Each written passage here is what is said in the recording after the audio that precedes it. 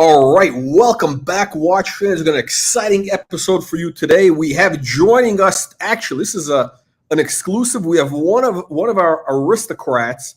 We have Baron Bohm. Baron, welcome to the program. Thank you, Colonel. Thank you very much. It's always wonderful to be with the Colonel. And you know, I got this great letter from you that you joined as a member. You joined the channel. You became a full-time aristocrat, and all of a sudden, your life has been like you've seen amazing changes in your life. Like, I mean, can you tell us that? And then we'll get into the program. We'll talk about the heavy hitters. Yeah, I just almost don't know where to start. The angels obviously are singing over my head at every moment. Just the birds come out of the woods for me. It starts there, and then of course the sun shines on me. Well, the money just, you know, the membership is only $4.95 a month, and what's happened is all of a sudden, you know, have you made at least 100 times back, or at least 10 times? Have you made at least 10 times your investment? Have you seen all of a sudden like $50 out of nowhere, like just out of the blue? Maybe 10,000. Let's go with 10,000. Okay. By the way, this is not. We're not giving investment advice. This is not like no guarantee as to future performance. But this is what could happen to anybody that signs up. Absolutely. Now, Baron, today we're going to cover a heavy hitter watch collection. We're going to cover an incredible collection with this guy, the Patek freak, as he calls himself on Instagram. We're talking about like ultra heavy hitters. Hype watches, whatever. But actually, I want to start off with, since you're one of our aristocrats. Let's start off with your collection. Let's tell us about your watch collecting journey. We've never really talked before. Like you just popped out of the blue, and you. So tell us. This is a genetic thing with me. So this started off, as you might be able to tell from the last name, my dad was German, and even his mother collected wall clocks. But my dad started off, and actually, I'll just show you very quickly. I inherited an oyster date perpetual from him. That's I believe 1959, 1958, and sorry, I'm not good with the there. I've got all the papers for it as well. I inherited a. I want to get a close up of it. I want to get actually. If we can bring as close as possible to the camera. Yeah, we got to get better. Okay. So it's got those. It's got those. What do they call those? Arrowhead. I think they call them the arrowhead hour markers, and it's like the gilt. This is actually. It's a really. I mean, I think, and we're just talking before we started, but this. It looks like the hands look like the case is steel, right? The hands look like they're gold, and the markers, everything. So it's a really gold brass. I'm not sure. They're certainly golden colored, but whether they're actually gold, I can't tell you. And I've got which I don't have the number right at hand. I can go look for it later on, the model number, so we could learn more about it. But there wasn't a great deal on it when I looked it up. But I do have, as I said, I've got the original marking, the original measurements from Switzerland. And he probably bought it in Switzerland, is my guess. He was in Europe at the time. You said this is 1959? 1958, 1959. I was born in 60, and he would have bought it right around that time. That's an aftermarket strap of mine. Yeah, it looks like it's in a really good condition. It's in really good condition. I did end up having to put a new crystal in it, and fortunately, the fellow that I had do it did a nice job, and he knew exactly which crystal to put into it. Now, did your father have it on a strap? Did he wear it on a strap, or it came on a bracelet?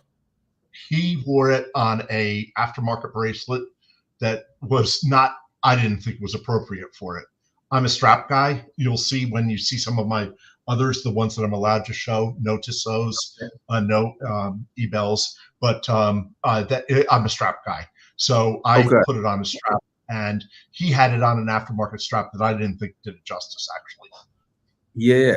Oh, okay. So this is actually interesting. This is like Yeah, I mean, I wish the camera we could get a better look, but this is not. I should have spent more than you inherited that, and you had, and then I think you got some other. You randomly, I think you had different watches, and then like all of a sudden you decided, okay, I'm going to go dive in deep. Yeah, and I won't show you because my collection, let's just say, is absolutely a peasant collection at the moment, with the exception of that Vacheron you and I talked about. But maybe just before we go too far, I'll just take a moment because I just corresponded with you about this Patek, so in one of the bring that up to the camera. Bring that up to the camera. Close. Okay. Oh, it's got the Breguet numerals. And it's got those. Yeah. It's got those funky. The hands. It has those with the what I forget what they call, but it's got. Yeah. And they're available. Turn it around. What's in the back? Is there anything in the back? So that one here, but why don't I open it up because I think that'll be more interesting. So this, and as I told you, because you had a session on LBJ, and you were and the other person we're speculating about. Oh, by the way, hey, I open it up so that you can actually see the inside. No, it's we got to get see. Bring it up closer. There's no glass. It's just that's the movement right there. That's right. That's right. That's the movement right in your face. And it's still working. 1902. Yeah. And no, it's fellow I had look at it. Said still working. So there's the inscription from the wife to the husband. It was for 20th anniversary, I believe. But then from a relative of mine. This is from your family. This is in your family. This is like family. This is not, you didn't buy this. So this is original. This was literally in my mother's basement until about 6 months ago. Oh, so turn it over. It's horizontal. Turn it. I think on the other side. Yeah, so we can see. What does it say? I can't see. Okay. So this would have been from the initials, her initials to him. His last name was Catlin. I believe he was CCC. And then do you see 1877 to 1902? Can you see that? No. You know what? It's too. I see a little bit. Yeah, a little. Oh yeah. A little. Very. It's very faint. Very faint. We got to get better camera work. Yeah. But what's the story behind this? What's the story behind the watch? So the story behind this, after learning, I couldn't even tell who it was because I couldn't read the calligraphy.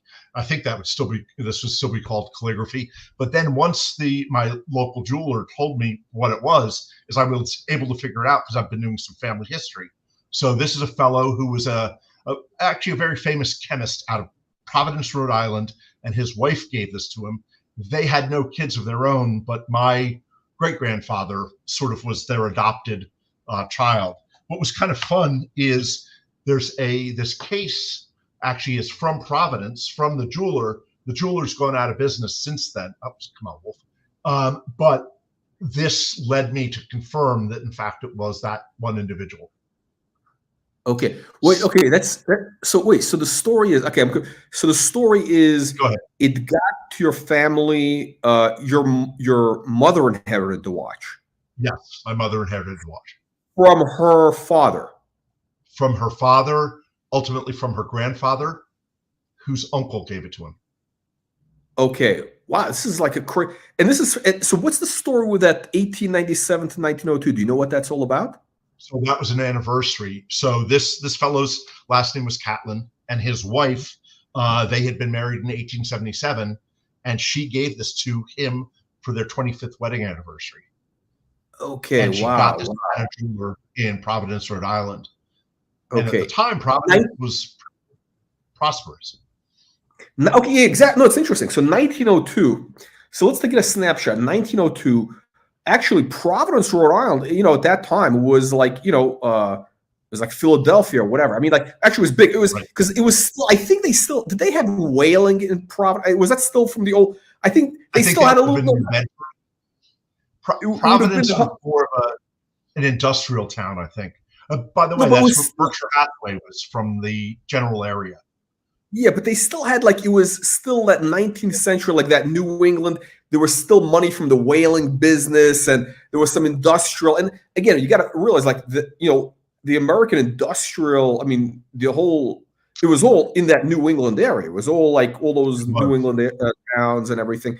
And so 1902, this was like, I would say Providence, Rhode Island was like probably the equivalent of like, I don't know about Silicon Valley, but it was like, you know, it was a, I don't know, booming, but it was how, I'm trying to think what would be the equivalent today of a, you know, serious city like let's say Tampa, Florida. Let's say Tampa, Florida. You know, something which is, you know, I mean, it's a or Dallas, basically Dallas. Exactly. Yeah, it was absolutely a thriving city. I just watched a YouTube video on the architecture of Providence. Astonishing architecture. Astonishing architecture. By the way, before we forget, hold on. Go ahead. Wait, I want to keep going. So, and then they had what's that place? Newport. You know, they built all those mansions. I mean, yes, it's insane. I mean, it's like, I mean, the real money in America was basically they spent their summers in Newport. They weren't going to the Hamptons. I mean, they were going to Newport. I mean, that was the place. It was Newport, Palm Beach later for that was it. That was the place. So 1902. This person buys this at a jeweler, Patek. It's interesting. So Patek, I got your email before. So Patek, it's from what I understand, and this is, they really weren't that big up until like, you know, maybe the 1920s. So because they were originally, I came across some material like in the 1850s. Actually, we covered this on a video in the 1860s. In the 1850s or 60s, when you first started selling watches in America, pocket watches, because we showed a watch that was from a San Francisco jeweler, which was, again, in the 1860s, you had the gold rush, so people started buying, you know, pocket, you know, and it was a jeweler, you know, since obviously also gone out of business, but their ad, they have an ad, their ad basically said, better than, it was a Danish company, a Danish watchmaker. I think Jurgensen was not one of those guys. And Jurgensen, you know, better than Jurgensen at a third of the price.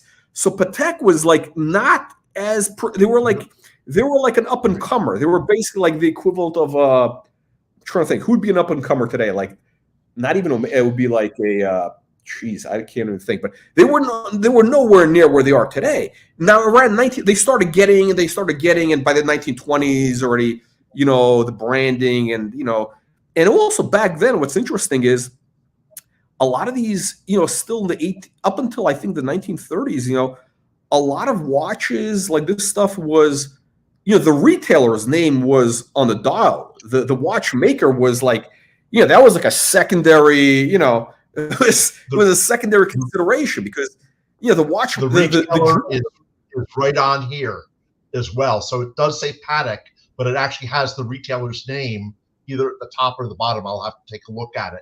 But do you see some of that fine scroll work down here? That's actually got in the bottom one, I think says Patek, and the top one actually has the retailer's name around the edge. Show us the dial again. Let's bring back the dial. And no, so it's like so the retailers were really the ones that, I mean, people, in other words, back then, people they had to rely on the retailer to sell them a good watch because they didn't know these brands. It's not like they had the internet. Oh, Patek. These people didn't know anything. I mean, but if they went to Tiffany or to this, what's the name of this jewelry company? What was the name of this guy? This particular one is let me get out this is Thurber, something Thurber, Tilden Thurber Company, Providence, Rhode Island. Okay. And so back then, like that was the place, you know, people trusted Tilden Thurber in Providence, like they trust Patek in, you know, I mean, Tiffany in New York or Shreve or any of these companies out there. And they had to, you know, if Tilden said, hey, this watch is good, they trusted him. So whatever, and you know, these guys.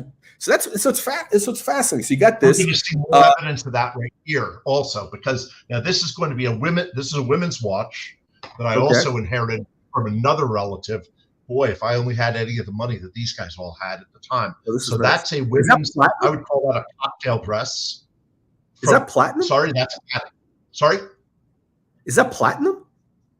It's not platinum. I don't think it's platinum. What this is all enamel down here. Let's these are all pieces of enamel. Oh wow. Okay. Engraving in the back. Okay. Do you see that? There, and very complicated engraving. Who's the maker? Who's the maker of this watch? So that's a Patek. I don't know if you can see it. That's also, that's another Patek. Wow. That's why I was saying that these were two different wealthy people. But both I'm trying to see up close. Oh, does it have like a little bit of engraving on the along the bezel and down here, for example? Yeah. Can you bring it up? I want to. Is it like, I can't tell? Like, it looks like an Art Deco slightly. I can't really tell. Let's see if it'll refocus if I put it up close enough. Yeah. Okay. No. No, it looks sort of like Art Nouveau. I can't actually tell. It's so far. so I think this is 1912 or thereabouts. Okay. It's a lot of enamel work. Some little bits of diamonds here around. Okay. This is even fancier, in my opinion, than the other one because of all the enamel. Oh yeah. I mean, look at that bracelet.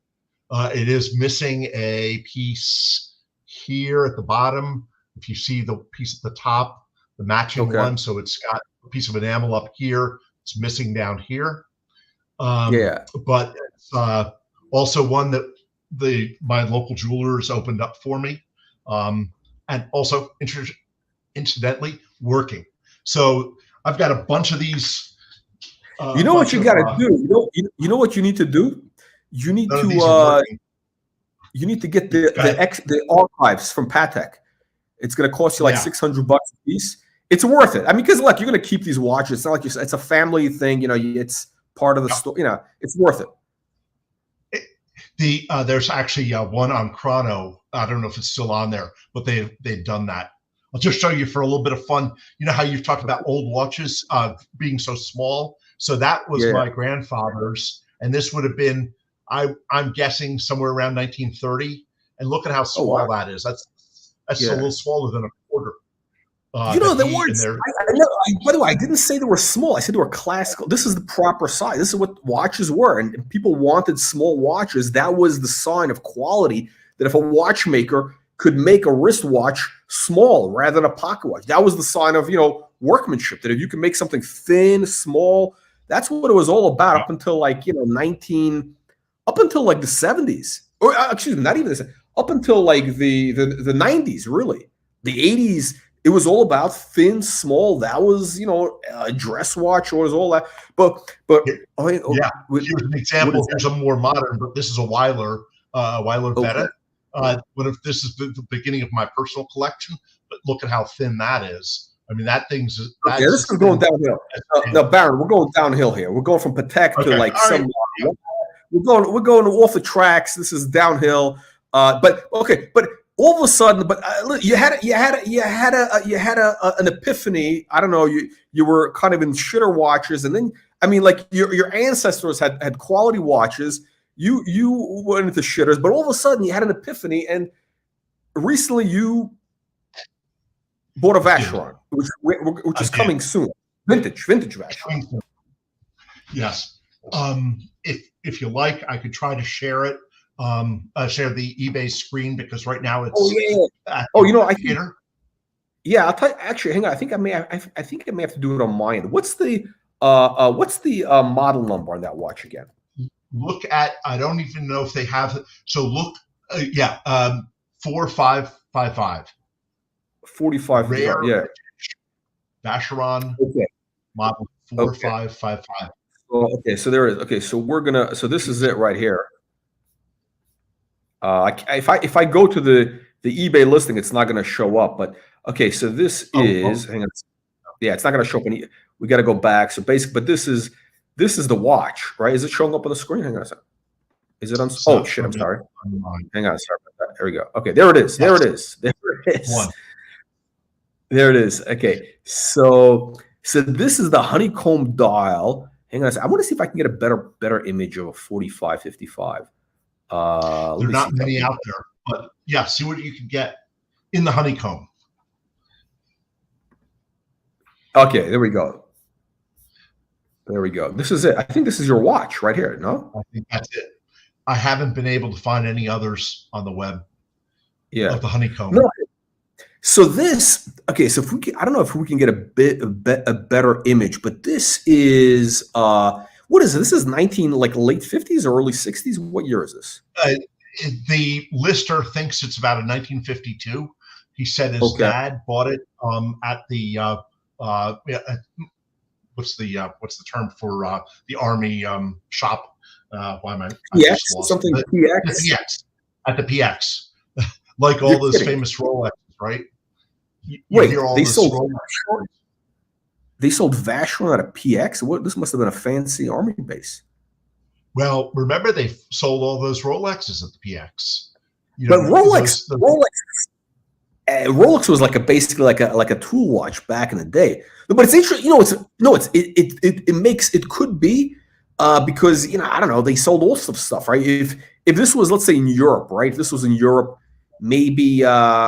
And again, Italy. In Italy. And I wonder if it's because it was in Italy as opposed to England or Germany or somewhere else. You know what? Maybe Italy was magic.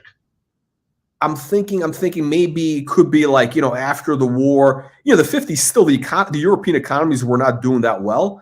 And especially, let's say, Italy, I think they started to boom, but maybe in the 50s, maybe it was like a sort of like a gray market, and somebody dumped it into whatever, or another distribution chain, and then it ended up at this PX. Who knows what, but it could be. Yeah, that's interesting. But here, okay, so the watch this is really cool. So this is what size is this, by the way? What is this, like about 34? That's 35. 35. Okay, so you got the classic size. You got this beautiful texture, this guilloche, this honeycomb kind of. It's not. I don't know if it's a honeycomb, but it's a beautiful yeah, this is great. And the hands are great. Now you don't see the Maltese cross. There are two things. It's prior to the Maltese cross showing up on the watch. It's on the inside of the back case. And do you see how it also says Vacheron and Constantine? I think it was 1970 where they removed the ampersand and they simply referred to it as Vacheron, Constantine, and added the Maltese cross. Okay. Wow. No, this is cool. Yeah. I'm looking forward to actually seeing this on the wrist. But tell me now. Here's what I want to know. How, all of a sudden, you had this epiphany that you decided that you're going to go into vintage. I don't know. You start watching YouTube, or what happened? I've actually been into vintage for a while, because if you look at my original I didn't have much money in my watch collection, but I would buy things like a Weiler Vetta, or I would buy things like a Laco off eBay. And so I was always interested in vintage. Only more recently did I get into some of the real peasant watches that you don't want me to show, and I totally understand why. But then I came into a little bit of money. And then I showed my wife and said, well, what would you like? Here's what I'm looking at. And I was looking at a day date. I'm sorry, at a date just, not with the day in it. I do not like that at all, but just the traditional date just. I looked at that. I looked at another Vacheron. She didn't like the Maltese cross. She said it reminded her of the German Iron Cross. And I think so that was really interesting. And her comment about the Rolex was, the first thing everyone will do is think that it's a knockoff. So she's very fast like that. She's quickly said, no, you don't want this. You don't want this. When she saw this one, her eyes really lit up. And then I knew which one I was buying, because I still want to be able to sleep in my own bed. So this Vacheron over here that we were talking about. That's the one. That's my very first. Now, I do have my, I've got my finger on the trigger. If you looked at my chrono notepad, you would see a lot of Vacheron in there, which we could do if it's available. You might be interested in seeing what I'm watching. And I also mentioned to you, I could talk to folks a little bit about the approach I take on chrono, about how I kind of source my watches there, if you're interested. Okay. Now, so are you looking to buy more vintage, or like are you Vacheron? Is that going to be? But you're going to focus on vintage. I'm going to focus on Vacheron. Exactly. Well, the only other one in terms of now, thanks to you, I'm going to go broke, and B, but I'm going to have some very nice watches. But looking at gold watches. So I have an Eberhard. I have a few Eberhards in my notepad on one that I think even you might approve of. Yeah. No, I don't know. I don't know much about Eberhard. I know they were actually, again, I think they're one of those, like, sort of like Universal Genève, like, but they're like a serious, especially the vintage stuff. The stuff that, again, we're talking like the stuff from the 50s, 60s, chronographs. That was their thing, the chronograph, sport watch. Right. And there's some really, they're a very respectable company. It's yeah. Can you take a second for myself and the other viewers? You endorse, you're a JLC guy, but you do not like IWC. Can you talk to us a little bit about your thinking on that? So Jaeger, you had nice things to say about, but anytime IWC comes up, you have had some very unpleasant things to say about it. I don't know. They're two different companies. There's nothing to do. JLC has nothing to do with it. But yeah, exactly. From a vintage collector point of view, IWC has there's a lot available that looks really appealing, I think. And so the question I had really was, okay, so it's interesting because ironically, when it comes to vintage, okay, we got Kevin, welcome to the program. I think this guy just subscribed to the email, so we got another one of our email list subscribers. Kevin, welcome. Hey, we got Shorty, good guest. Oh yeah, we have only the best on this channel. Thank you, Shorty. You're a man of good taste. So what's ironic is, I actually, in terms of, let's say, vintage, and I'm not like some vintage, like, oh my God, I really don't care. It's all the same to me. But for JLC, I think I actually don't like any of their watches prior to. I think they only got really good, like in the last, I hate to say, in the last like 20 years, when I think of JLC, I really like the stuff that they've been doing a lot. Now, they've done some really innovative stuff in the past. Like, they did the clocks, those Atmos clocks. They did some incredible stuff. In the 50s, they were doing very innovative watches. They were making movements for everybody, for Cartier, for Patek, everybody, right? But of their own watches, they weren't doing anything that was like that, like impressive in my eyes. Like really, like, I don't think they did anything really like consistently, anything mind-boggling, really up until the last 20 years. Now they do some really good watches. The thing is this with JLC, like, they do some things really well, but like even their modern watches, again, like either their cases are too big, there's always something a little, but they do some, I wish they just do something consistently. And like their perpetual calendars are great. Like, they had some really good values. There's you can find some good stuff there.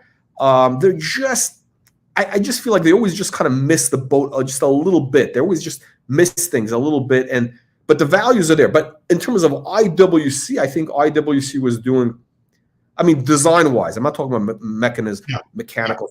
Design-wise, they were doing really nice watches, in the 50s, 60s, and before that. I just never found them to be that, like, I never really found any IW. To me, they're always very just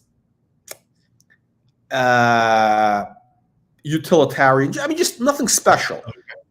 Okay. I mean, they're just very, you know. And then they started doing those big oversized watches. They were, I find them to be, I mean, to me, they're like basically a peasant watch. Basically, they're not. They're really, that's what they really are. Kind of like a tool watch, kind of. You know, I mean, like, I don't know, like, or they do gold. It just doesn't do it for me, because they don't fit. Here's what it is. Let me articulate this. They don't fit into like a category. They're not like a sports watch. They're not known for sports watches, or I'm not talking about the pilot bullshit. They don't like the sports watch. They don't really have anything there. They don't really have any like a real dress watch that's like anything like, you know, super. What's the word? They did some, you know, great perpetual calendars back, but they never really. I don't know. They just never connected. You know, just the bat didn't connect with the ball for Americans who understand baseball. It just never really like. They never had something which was like, wow. Which is like, oh my God, this is, you know, like I remember like in the early 2000s, the big stupid watches, and that was like, you know, all the finance bros had those. It just like, it was like a panorama. I just never, I hate the company. So let's move on from IWC. Did I make my, did I too? I was just going to say, I'm trying to actually do a lot of what you're trying to do. I'm taking a different approach, which is looking for value in watches. Yeah. And I did it with the peasant watches, so we won't touch those. But I think I found some value in some peasant watches, but we'll put those aside. But Vacheron, just it's AP is out there with everybody. Rolex is out there with everyone. Patek. You need something different. I need something different. I need to look for the next value, and I think it's Vacheron, because all we need is. Yeah, I mean, it's kind of like Vacheron. I mean, it's sort of like, you know, here's what's crazy is, you know, they're part of that, you know, the Holy Trinity bullshit, right? But for whatever reason, I mean, they're in that thing, but for whatever reason, they're really not. They're not as respected as, you know, the others. But I think it has something to do with, you know, they're bought by, was it Richemont or whatever, the modern thing where, you know, they have a little bit of that JLC thing happening in terms of sometimes they don't really get, I don't know, they just, either the watches are too big. Something is always slightly off. But here's the thing, they do some, even today, the modern watches, they have some incredible watches right now. Incredible watches at the top end. And in the 50s, 60s, 40s, earlier, you know, in the beginning, they were doing amazing stuff. They were, you know, up there, you know, I would say more prestigious than Patek.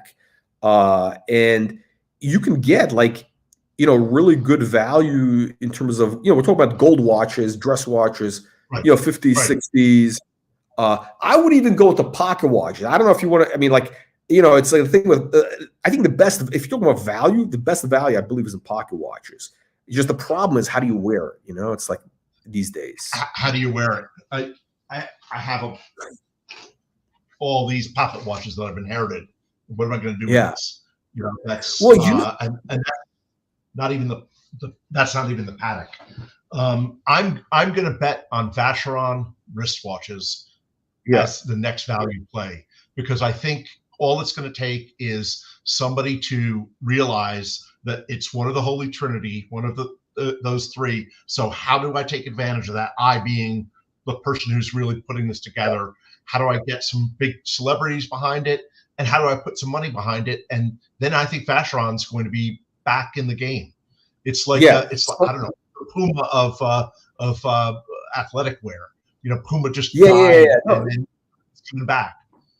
Right. No, it's interesting. No, we need basically like a catalyst. What's the catalyst to reignite the popular interest? It was, you know, some celebrity that's going to be the influencer.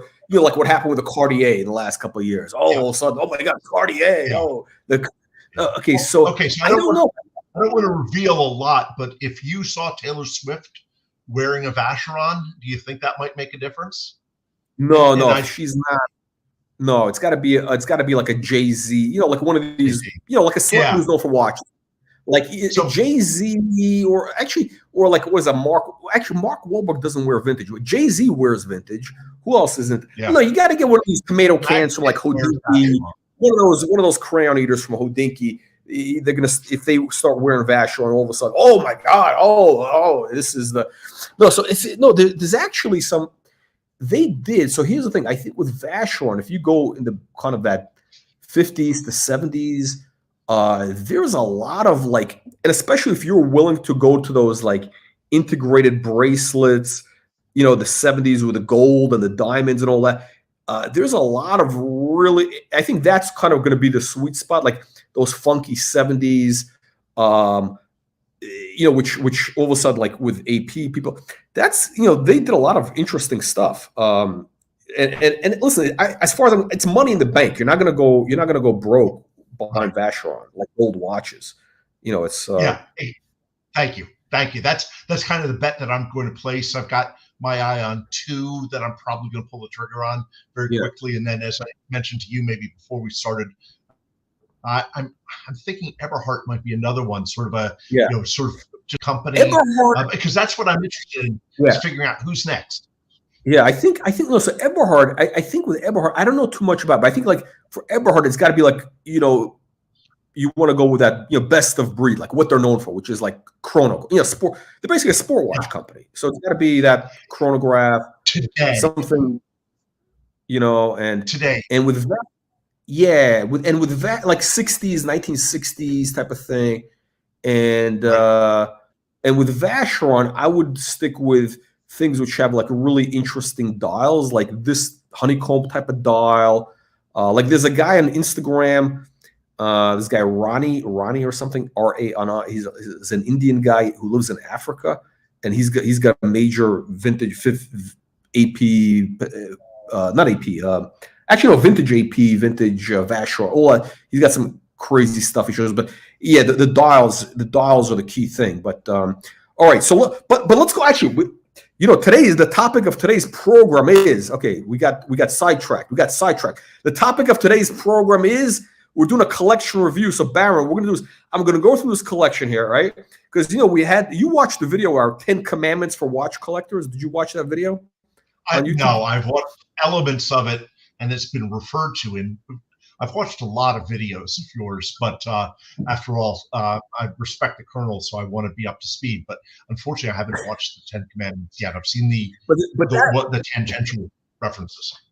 But that's basically kind of the way we kind of analyze this thing. So this guy actually has an interesting collection. We're going to focus on that, and want to get your input. We'll go through it. Hang on a second. Let me just pull this guy up here. So it's going to be very different than vintage. This is like the complete opposite of. Hang on, is this up? Is it up? Okay, it is up. Okay, so this is the complete opposite of what we're doing here. Actually, I mean, not complete, but yeah, it's complete opposite of. Hang on, let me see now. Okay, so what we're gonna do is, and again, we're gonna, as with all these collections, we're gonna be rating them on, I would say, a couple of elements: quality of the collection overall. Is it high quality? Because it is Instagram. Because photo creativity, which is important. Upside potential. Do these watches have upside potential? And price of the watch. Is it an interesting watch? So. With that said, let's dive into this. I'm going to bring this out here and pop it up on the screen. So this guy, I think this guy's somewhere in Europe. I don't know if he's like Turkish, German, a Turkish guy in Germany. I don't know what the deal is, but he's obviously okay. So he's got a picture of himself with Arnold. Okay, I think he's the guy. I think he's the guy on the left. I don't know what is going. What the deal is. He's got. He's flying private, so he's a heavy hitter on going on yachts. Now, I think the guy's legit. I don't think this is one of these fake whatever. But so he's got some heavy hitter watches, right? But what I'm going to do is I'm going to start not from this. I'm going to start actually from his earlier posts, because you can kind of see the evolution of the collection. You're going to see the evolution of. I think again. I don't know the guy. I don't know. I'm kind of like I don't know. Actually, no. Let me start. No, I'm gonna start actually from the recent, and then we'll dive back. Okay. You'll kind of see the evolution of the collection. I think most of the. I don't know. Does he own the watch? I don't know, but he's wearing them. I think he may own them. He's got some interesting watches. Okay, so we got here a we got an AP Royal Oak. Now this is, can we do a zoom in? This is the frosted gold with the rainbow bezel, right? So you got the gems, you got that rainbow thing happening. You have the frosted gold, which is, I think the frosted gold is really an kind of an underappreciated thing for Royal Oaks. Now, in terms of I like this a lot better than I thought I would. Yeah, listen, the watch is, I mean, listen, the watch is a beautiful watch. I mean, and the only thing is, my concern is you have a lot going on. You got a skeleton, you got, you know, the rainbow bezel, you got the frosted, there's like 3 things happening here. Like, it's a lot going on. You know what I mean? It's like, which I think takes away from, you know, with the skeleton watch, you want to see, I mean, it's all about showing the movement, right? So you want to keep it simple. There's something about this that I like better, for example, than any Richard Mille. There's something about the surrounding, the bezel, the bezel, sort of capturing, holding in the dial, and it actually does. I like it better than I thought I would, because I'm a big. I worry about some of these watches just having, who's going to care about these in the future? They're way too busy. This is better than I thought. Yeah, no. So, no, it's interesting. Okay, so maybe I think I see where you're going. So basically, so that the bezel holds it. Basically, it's a frame for the movement. Yes. It's a good frame. You're saying the gem set. Yes. Yeah. I would disagree with the rainbow. The guy's got, I would say this, he takes great pictures. So he gets an A+. He gets an A+. I'll say right off the bat, he gets an A+ for photography, creativity. This is not the good photo either, but overall, he's got great pictures. You know, here's the thing. If I was getting a skeleton watch, and I really don't like skeleton watches, because to me, it's like, I don't really care. Like, I don't really care about the movement. If I were to do it, I would want the focus to be on the movement. So I would stick with the simple bracelet, like whether it's steel, gold, or whatever, not the frosted. And maybe, I don't know if they do it, if they just do a plain diamond. I don't know. I would stick with the simplicity. I would stick with something simple. This is a little bit too much. I think, like, okay, so my take on this is this. So we're rating also on upside potential, right? Upside potential. I think long term, now this is very, like, the problem with this watch is it's got so many elements going on. Like, I don't think it has that timeless classic appeal, which AP Royal Oak has. The Royal Oak really does have, but you got so much stuff going on here with the frosted. It's a lot of novelty stuff that I don't think it's gonna hold up well. But, you know, I think the price of these is going to drop, and then over 20 years from now, all of a sudden, it's going to have a comeback. 30 years from now, but this is like, I would kind of stay away from this. But whatever. Listen, I don't think the guy's worried about resale value. You know, I don't think that's a concern of his, to be honest. Hey, I'd rather own this than a Panerai. I'll tell you that. Yeah, no, look. I just think in terms of, yeah. Go ahead. Yeah, no. This is interesting. Okay, so he's got this shot. I don't know where this is. This is somewhere. Okay, somewhere in Abu Dhabi. He's somewhere in Abu Dhabi having eating caviar with 4 other guys. Yeah. There's a little bit of a sausage fest here. But listen, he's in good company. Look at the watches that these guys have on this table. You got this Richard. I don't know what this is. This is like I think this is like this. This watch I think might be like up in the 7 figures. This is like some weird Richard Mille. This is up there. You got this basic. Yeah. That Richard Mille does absolutely nothing for me. None of the Richard Milles. I don't think they are in any way timeless. Is my own personal opinion. They're much too busy. They just, they look like they're made by Swatch. Yeah, here's my thing with the Richard. I actually think design-wise, like, I wouldn't wear it. It does have that like gimmicky thing, but you know what? I actually think that overall, I mean, again, price-wise, I would be really nervous to have money tied up in this. But it's one of those. Here's the thing: they do something that's innovative. They do. It is innovative. They have like all stuff, technology, whatever, blah blah blah. Long term, they're going to be considered. I mean, I don't think the value is going to stay up, but they're going to be up there. They're not going away. It's going to be like a Frank Mueller, but better. But this is cool. Look at this. He's got. So this is his watch. I think this is his AP over there. Yep. That's his AP. That's somebody else's RM with this. I love this. It's pink gold, ink strap. This is crazy. And then you got this basic bitch date with, I don't know, with this ugly dial, with this, this bezel with the diamonds. I hate those. This is the dog. This watch, somebody should just take a hammer and destroy it. But the rest of it is great. I think this is great. This is great. A great photo, very creative. I mean, this is an A+. I mean, I would just like push that Rolex out of there. It doesn't belong in this photo. This is unbelievable.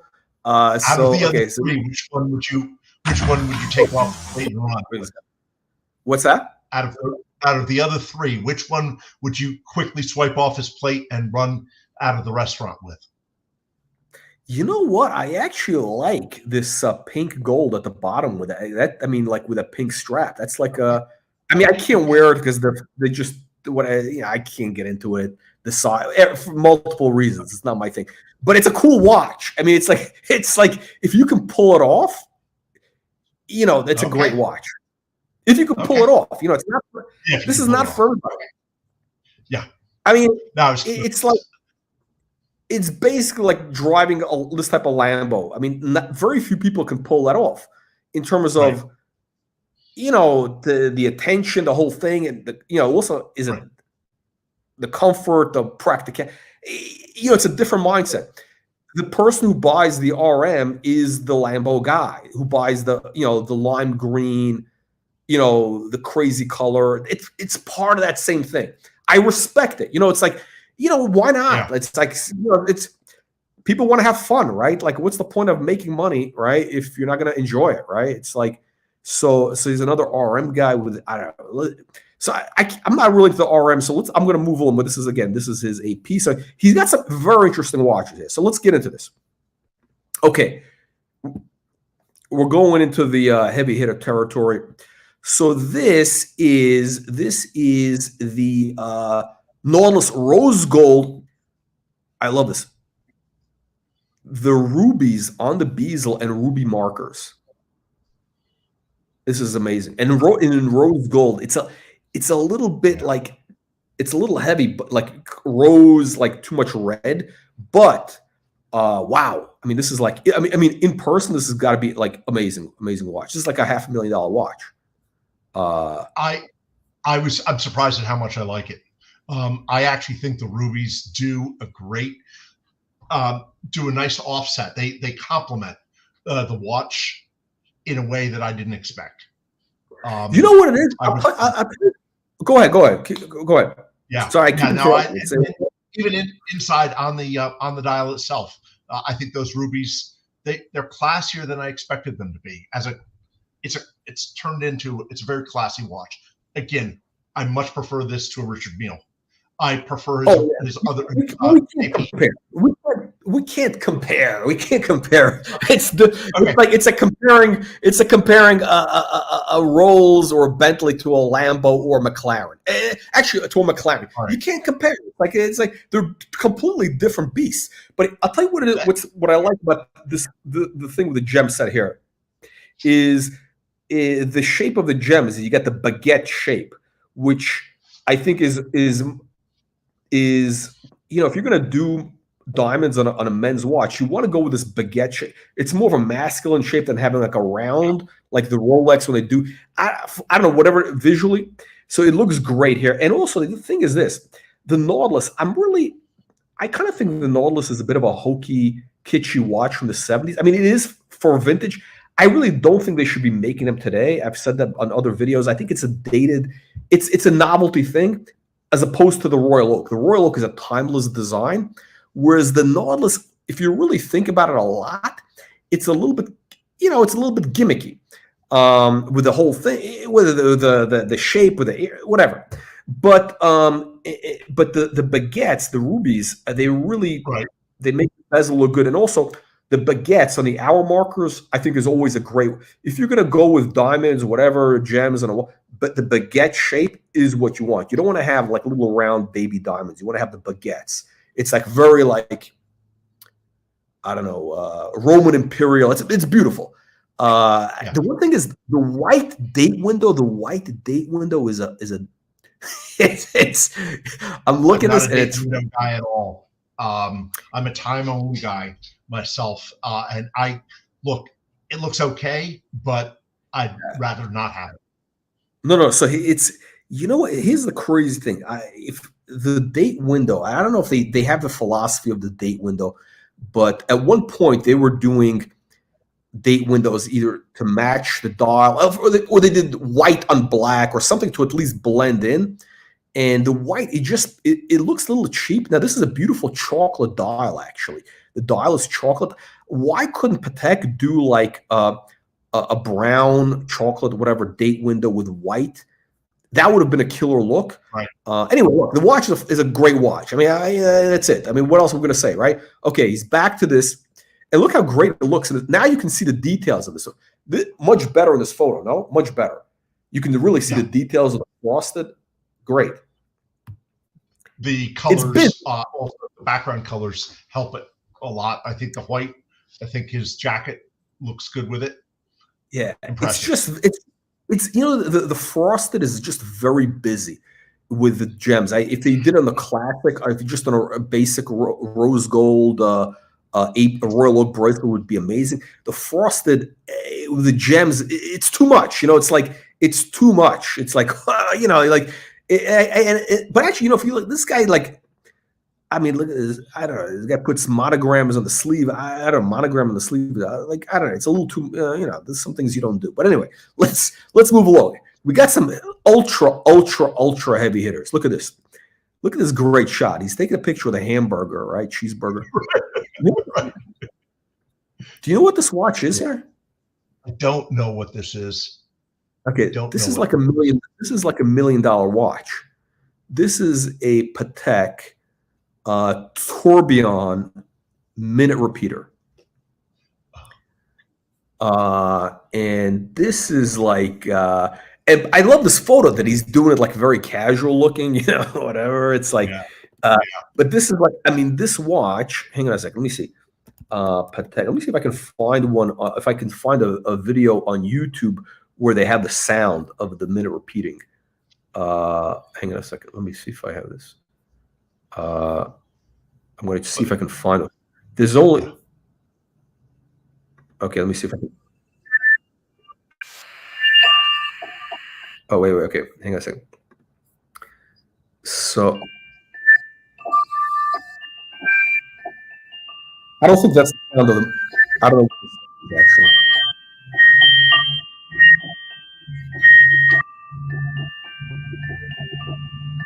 I don't know what that sound is. Oh, here we go.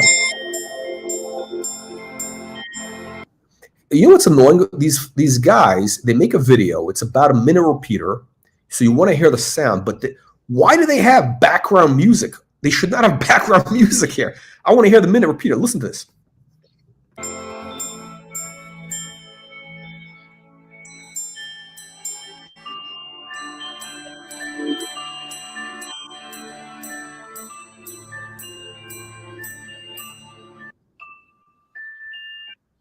These guys totally ruined the thing with the minute repeater, but at least we heard it a little bit, right? Like, okay, so this thing is like, I don't know, it's like $1 million plus, whatever. Let me see if these guys. Brady is trying to track down our. I got ads here. Hang on, I got. Looks like I just missed her. Hang on a second. Let's get to this. We need a couple more members so that you can get YouTube Premium. Yeah, and so we need some people to sign up so I can pay for that premium. Hang on. Okay, here we go. All these people have.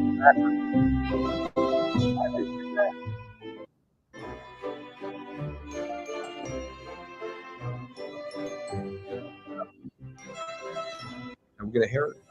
Okay, here we go.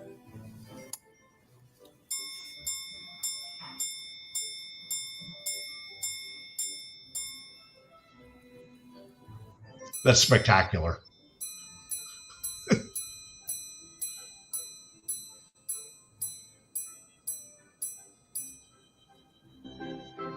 Okay, this is a tip for all these people doing videos of these watches.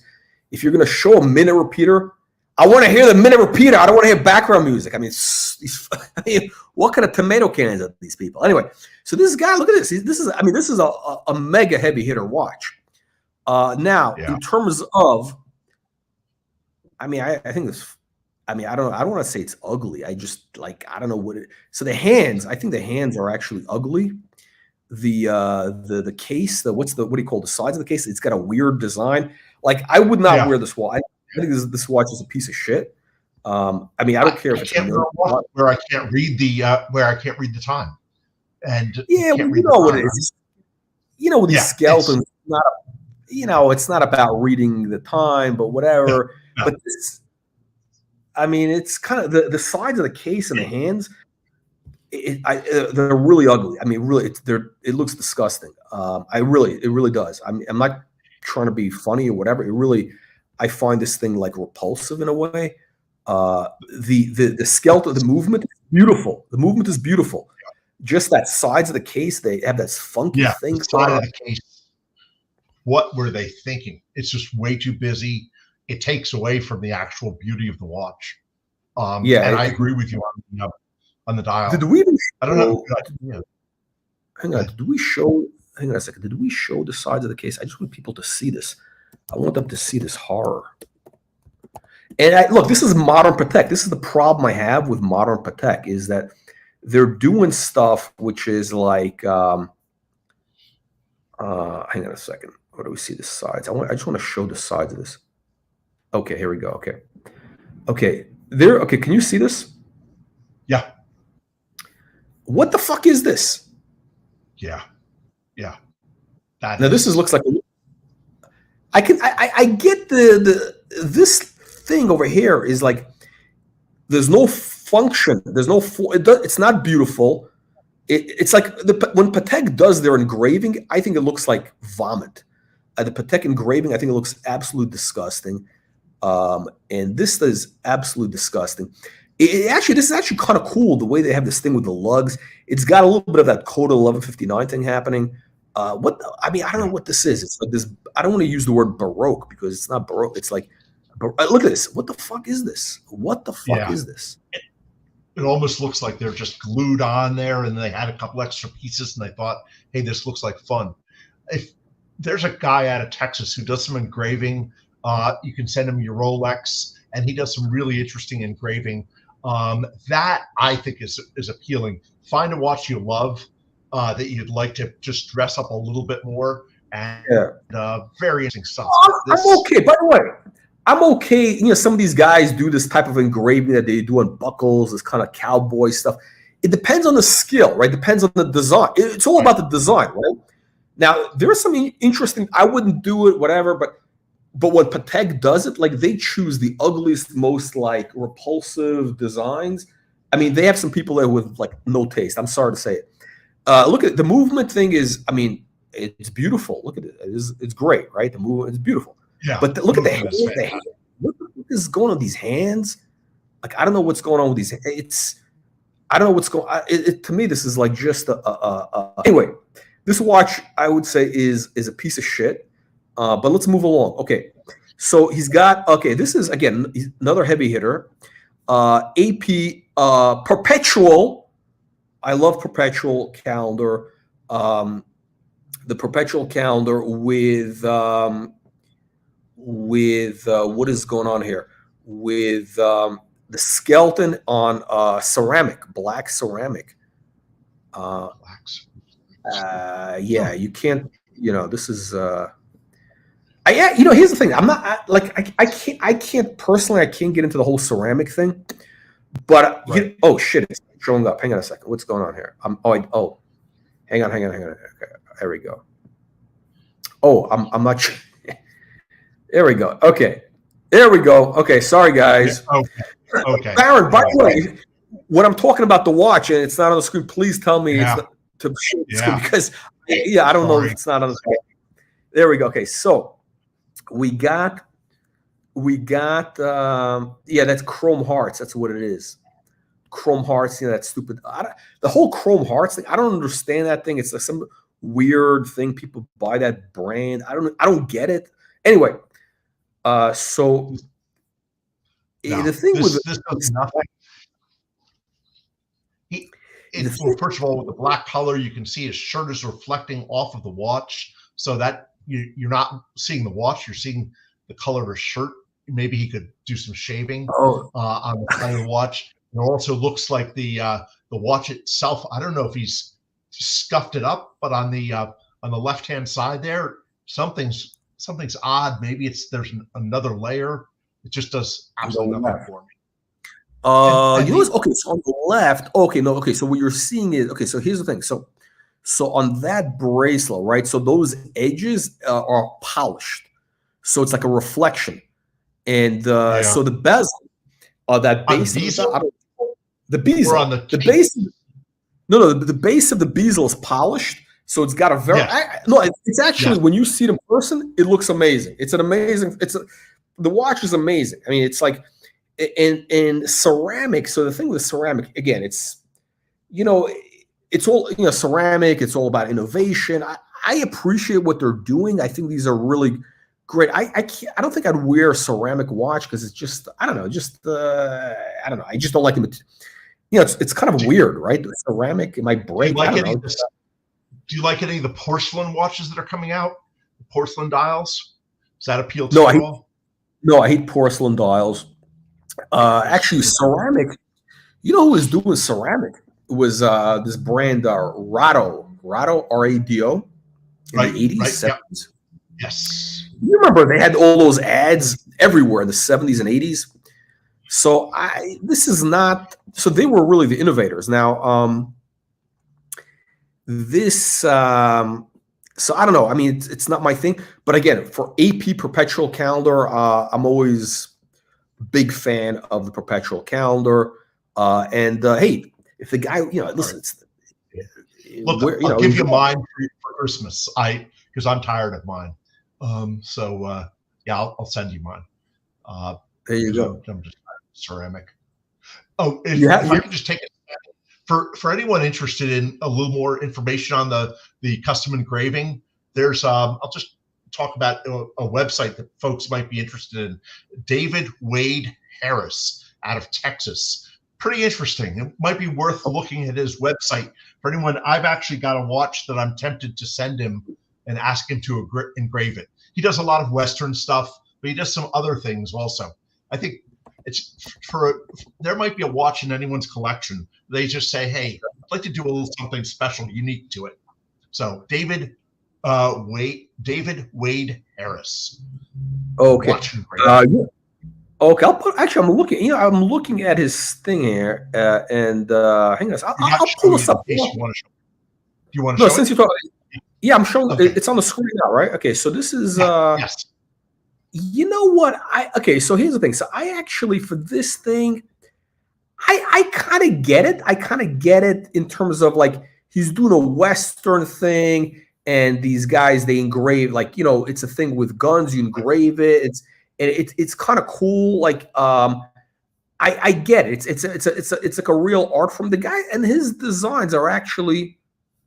I mean, listen. I think they're more interesting than. This is the type of thing I really like. I don't like this wave stuff. This is very old fashioned looking to me. Right. Actually, but this is he's got a bit of variety to it. Somehow or other they chose. Yeah. That's kind of interesting. That one on Etsy. It's not my thing, but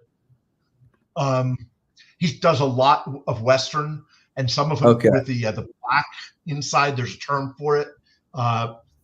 Where it's polished on the outside but black on the inside, and just interesting. It might be folks might be interested in kind of just. It's got look. If somebody wants to do that, God bless, whatever. But all right, so back to the hype collection here. So this watch is again, this is like I think like AP at its best. I mean, this is an absolute stunner. So you got the Royal Oak white gold salmon dial, white gold salmon dial. Now again, this the monogram on the cuff is very unfortunate, but the watch is, I mean, it's stunning. Look at look at his. This is what they do best. So you got this beautiful, clean design. And by the way, the date window here is it's like a matching color. It's not that stupid white. And the white gold markers against the set. It is stunning. The polish on the white gold, everything works here. This is an amazing look. That is, I mean, that's what like a Royal Oak should look like. That is what it should look like. You know, amazing. Where are you on polished versus brushed? So that you could see that the bracelet was brushed, but the edge of the bezel is highly polished there. Do you like one over the other? What do you mean? No, I mean that's the look. That's the Royal Oak look, right? That's the. Why not a polished bracelet, for example? Or you just say that's the look. You know what? I haven't thought about. Actually, no, I haven't thought about it. But actually, no. Actually, now that I thought about it for a second, here's why this is so good. Because like on a modern Rolex, like the Yachtmaster I have, which is the bracelet is polished, so it gets scratched very easily, and also it's too shiny. What happens with the Royal Oak bracelet, because of the brushing, it's got some slight edges that are polished. It creates a beautiful play with the light, and the bezel, because it's got that polish and the top of it is brushed. It's just amazing. The design, the guy Gerald Genta, when he designed that, he just like that was. I mean, it was divine inspiration. I mean, it's something from God. I mean, he had like a connection for 30 seconds with God when he made that design, and that was his best work. That was his best design. He did a lot of designs. The Royal Oak is his best design. Everything else, he had some interesting designs, but this is like he hit it so out of the park with this. It's it doesn't compare with anything else. So yeah, it's. And here's the other thing with AP, they've actually been getting better and better in the last 20 years, because the early Royal Oaks, they weren't, I don't know, they just the dials were kind of dark.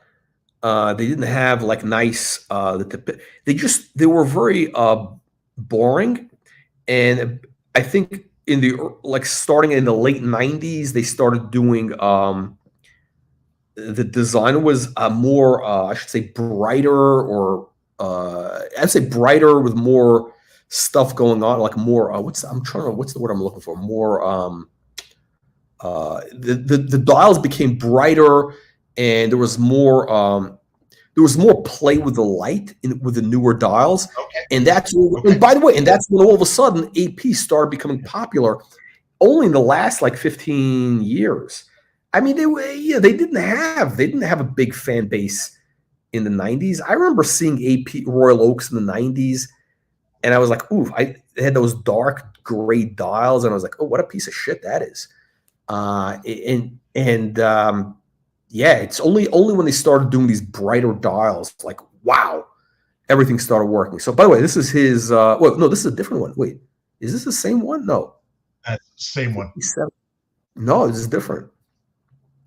If it is, this one is maybe white gold, and the other one was yellow gold, if I remember it right. No. But outside of that, it's absolutely identical. No. So the first one, no, this is crazy. I don't know if he owns these one. I have no. No, the first one was rose gold.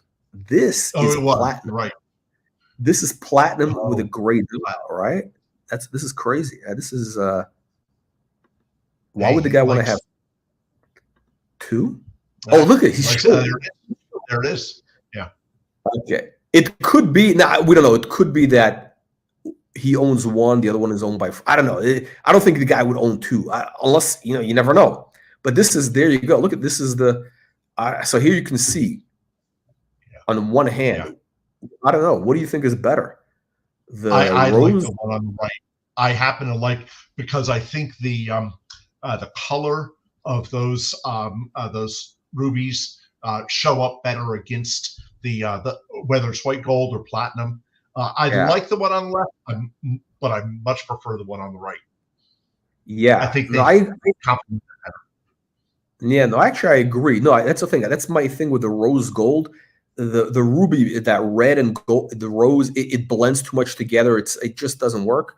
I mean, I shouldn't say it does. It's not as good. It looks a little, I don't know.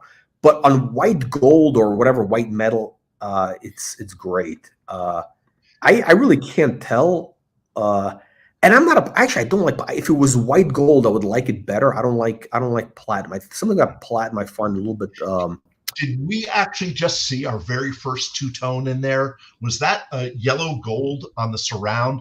Because we haven't heard the word two-tone in this entire in our live stream yet. And so no, he has. He's got. No, I think he does. I think be patient. He has a two-tone coming up. He's got one coming up. Okay, the best for last. Yeah. So he's got. Okay, so what is he got? So what is this? This is.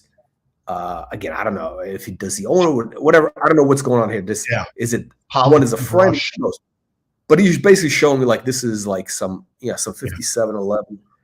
The whole collection. Okay, so we got. This is kind of a bit of a letdown almost. No, but this is so this is the new. This is the new Nautilus, 5811. Right. This is in white gold. So they discontinued the other one. This is. Actually, I like this better. But again, with Nautilus, I'm not a big. There's only one Nautilus I like, and he has it. We'll show it in a second. I mean, it's okay. The thing is this. My issue with this is, if you have all these other heavy hitters, like, do you need to have like, a basic watch? I don't know. Like, it's kind of like, yeah. So he's got this, he's got this, I guess they gave him the gloves as part of the deal. This is part of the set, the box set. Now, I don't know. Does he own it? I don't know. Does he own it? Okay. Oh, hang on. I think there's one of these posts where you can hear the chiming. Okay. Yeah, you can hear the chiming of the minute repeater. He's got it here somewhere. Okay, there's the minute repeater again, the 5303. Yeah, it's interesting. Okay, I think he's got the sound.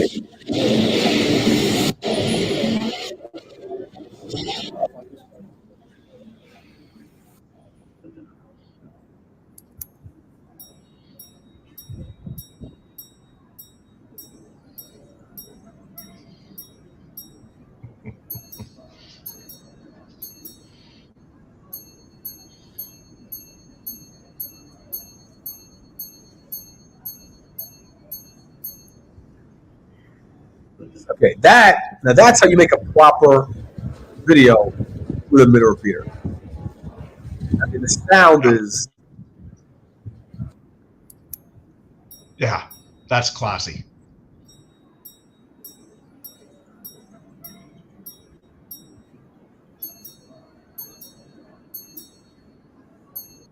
But I'll tell you the truth though. I have heard minute repeaters. That's not the best sound. I mean, again, we don't know what's on the internet. It's not the most amazing sound. It's not. It's kind of like, it sounds okay. It's not the best sound I've heard. In other words, it's not $1 million sound. I've heard minute repeaters like cheaper ones. This is not $1 million sound. Okay. But okay, now this is a little crazy. So this is the 5712. Oh, actually, no, I think this. Okay, they called 5724. And this watch actually in rose gold with the diamonds looks amazing. Or I think it comes with rubies also. With white gold, it's kind of I don't know, the 5720. It doesn't. It just doesn't look. I like it with the yellow, warmer tones. Whatever. It's like really good, but He's got the Cartier jewelry. What is okay? This is a little tacky. Okay, this is amazing. Again, AP. This is like at their best. Wow.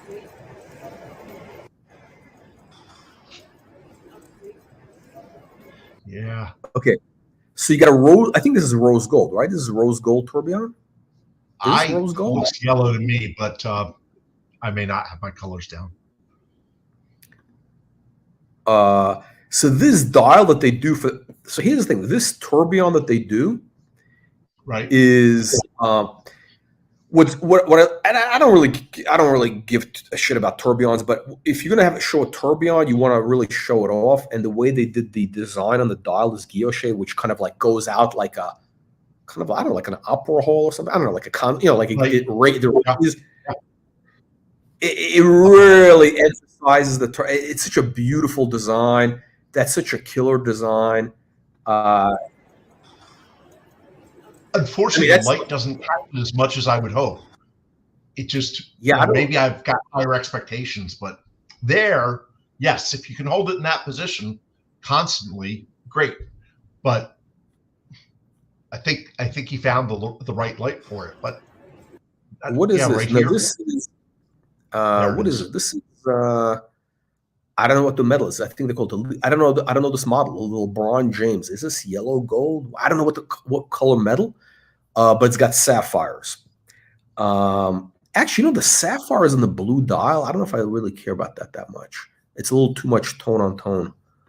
But whatever. I don't. Whatever. This is, who knows. Okay, we got more. We got more of this. This watch. It's a beautiful watch. The the chocolate dial. I'm a fan of the chocolate dial, rose gold chocolate dial. Great.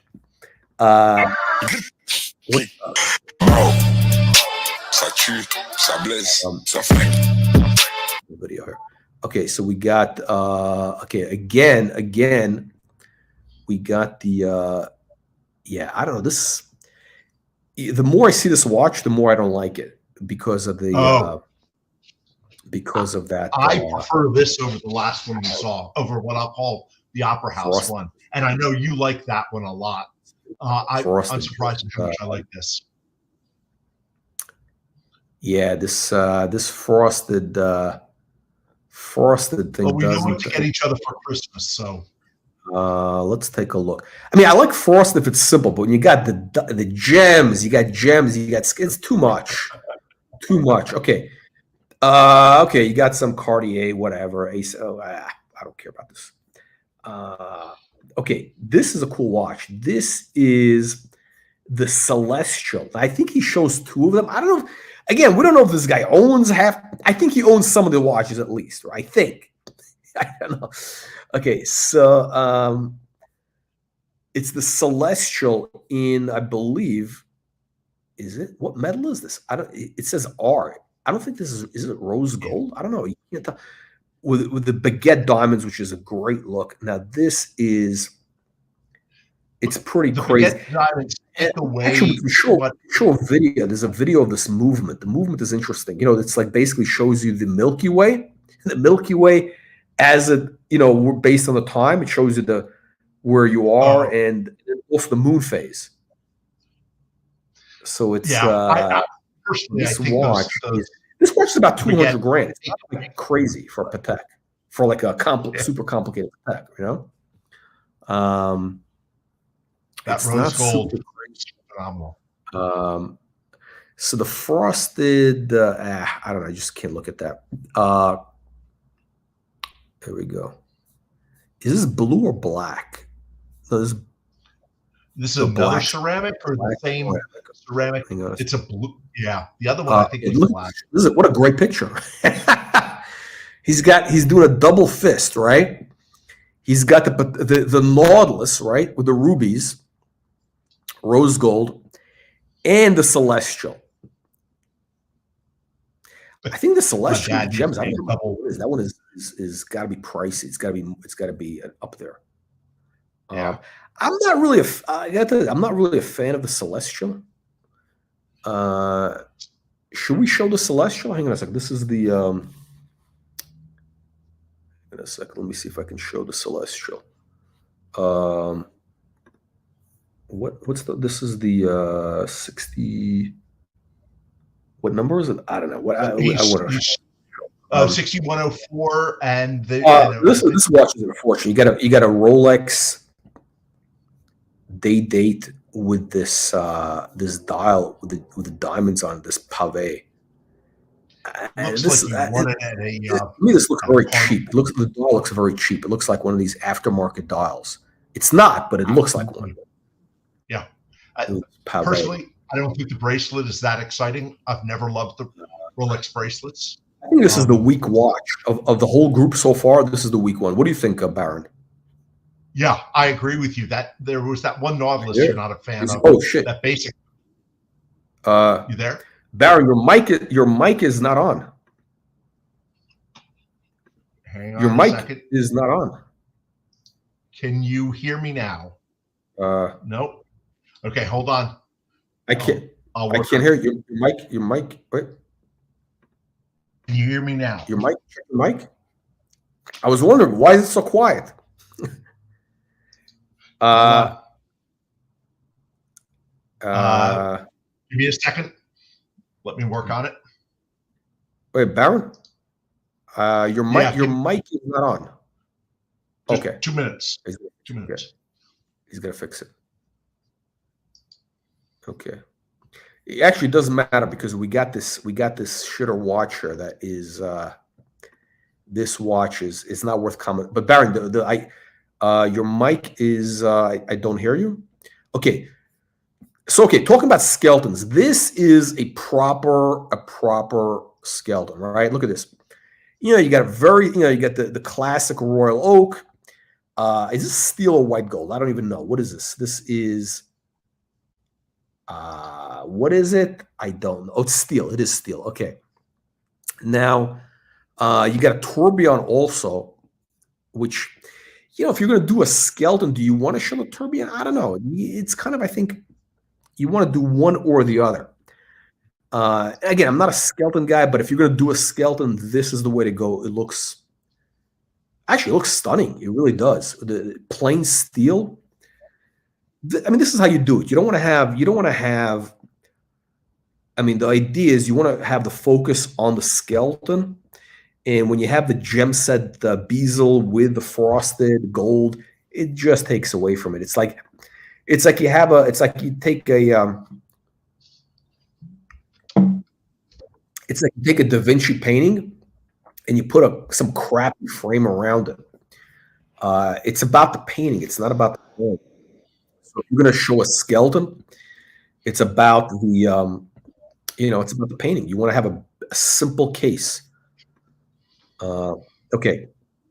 The 5990, the travel time, I don't know. This is kind of like it's a couple $100,000. What is this in rose gold?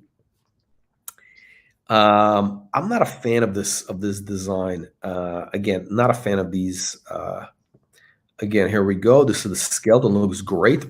Baron, by the way, I still cannot hear you. Your thing is muted. I don't know what's going on. There was something with the mic.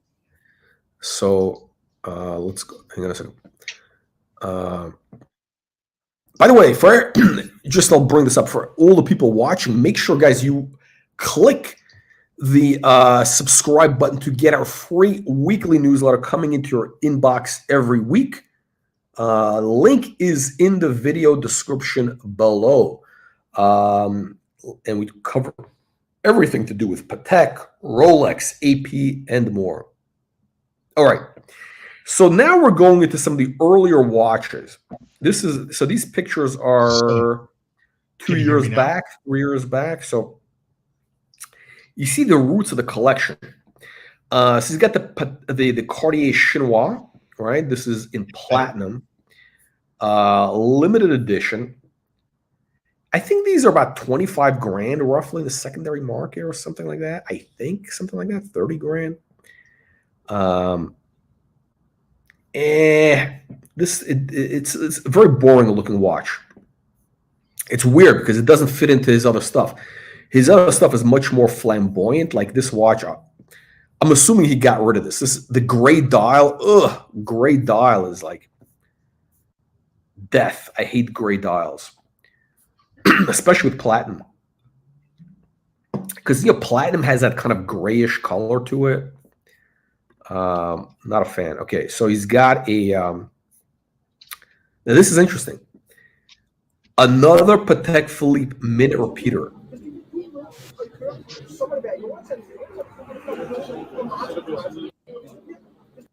Is he going to play the sound? Can you hear me? Yes. Yeah. Now I hear it. Yeah, I couldn't hear it for the last 5 minutes. Yeah. Okay. Thanks. Okay. So he's got. Okay. So this is another minute repeater. All right. This is the. Hang on a second. What number is it? This is 5078. So this watch is like. It's like a $400,000 watch. Right now. I got to tell you, so this is the design. This is the modern Patek, and this dial, I don't know what they were thinking. This is so tacky. This is like what they do. The strap. The only thing that saves this whole thing is the strap is beautiful. The strap is beautiful. Emerald green. It's a beautiful strap. The strap is stunning. The dial is. You can't hardly even see it. Decent case with the dial. Yeah, so it's like seconds. But yeah, this is ridiculous. No, so the thing with this, again, this is the thing I hate about this modern Patek. They they mix. So the design is ugly as fuck, right? Like I don't know what they were thinking with this design. With a minute repeater, again, I don't know what they were thinking, but whatever. Okay, so the thing, the hands, I don't like the hands, I don't like the markers.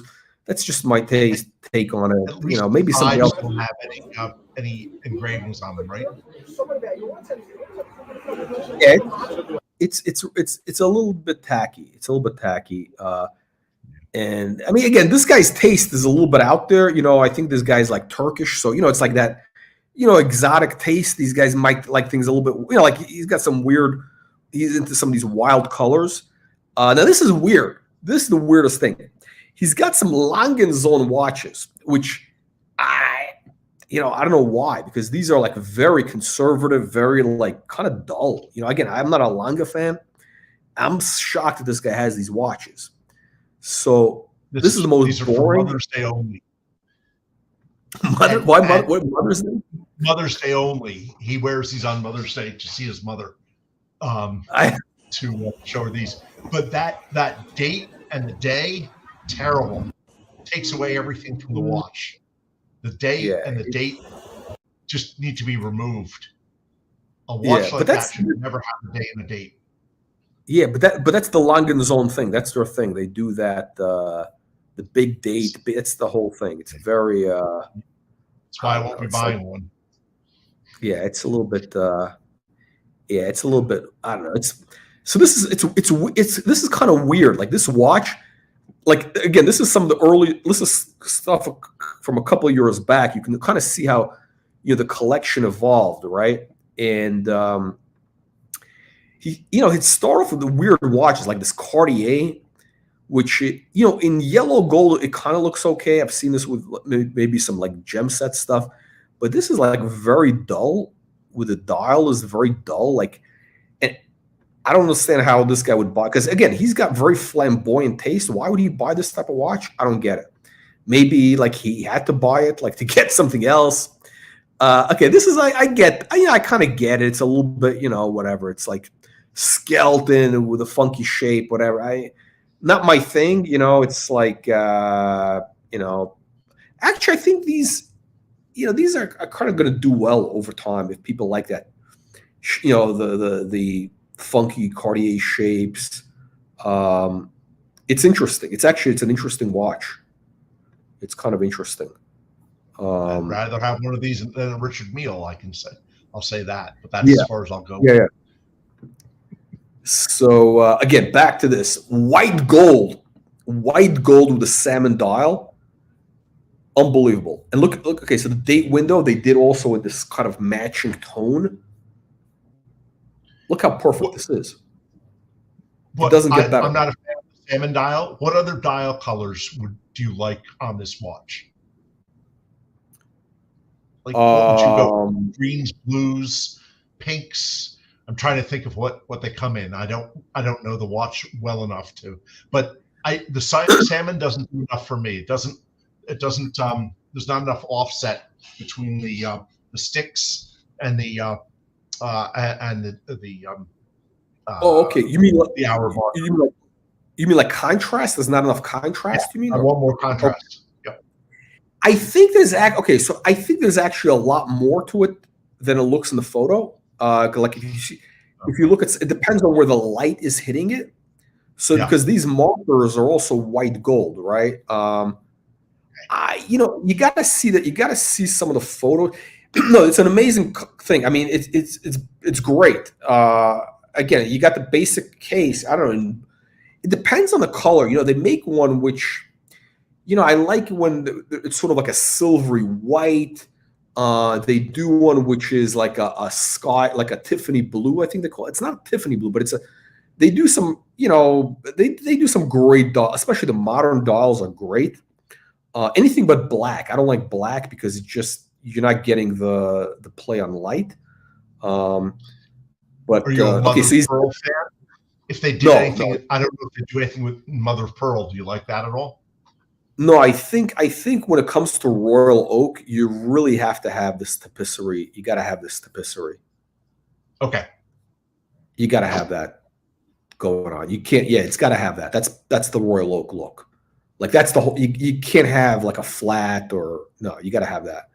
So he's got the code 1159 perpetual calendar. Which is, and he bought this, I guess, about 2 years ago. So probably when, these kind of just came out and they were trying to hype these up. And I don't know, like, the whole code 1159, I've said this before, I think they're going to evolve into something really interesting in a couple of years. Maybe it might take a couple more iterations, but like, these are basically like just, money down the tube. Like this is just, with this perpetual. Without that strap, I don't think it's that interesting. That strap really does something. He's got great taste in straps, like you do. So this comes on the strap. That's the way. That's the look. It's like this nylon. No, it comes on this. Yeah, so it's the and it's rose gold. No, so what makes. So what makes the code 1159 from 8, what makes it interesting is they're trying to do this kind of modern dress watch. That's their kind of philosophy. We're going to do a modern dress watch with this kind of more interesting case. And the cases, they're becoming more interesting. Like you're going to see the sides of it, whatever. And what they do is they put it on this kind of nylon strap to give it that, sporty look, right? So in theory, this is a watch you can, go swimming in, you wear it with a suit, whatever.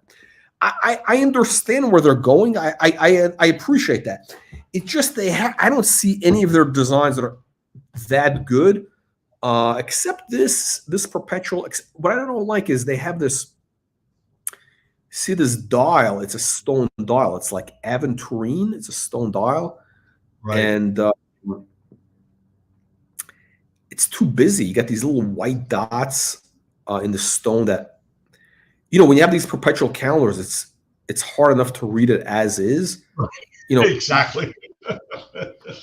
You don't want to have this. I mean, like I don't like this at all. But it's cool. I mean, I appreciate where they're going with this nylon strap with a rose gold. They're trying. But JLC does a perpetual calendar also. Rose gold on a rubber strap, which is the Polaris.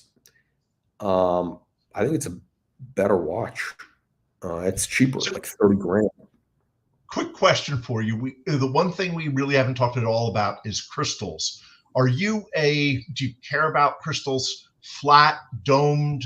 I love domed crystals, and they're starting to come out with some in sapphire.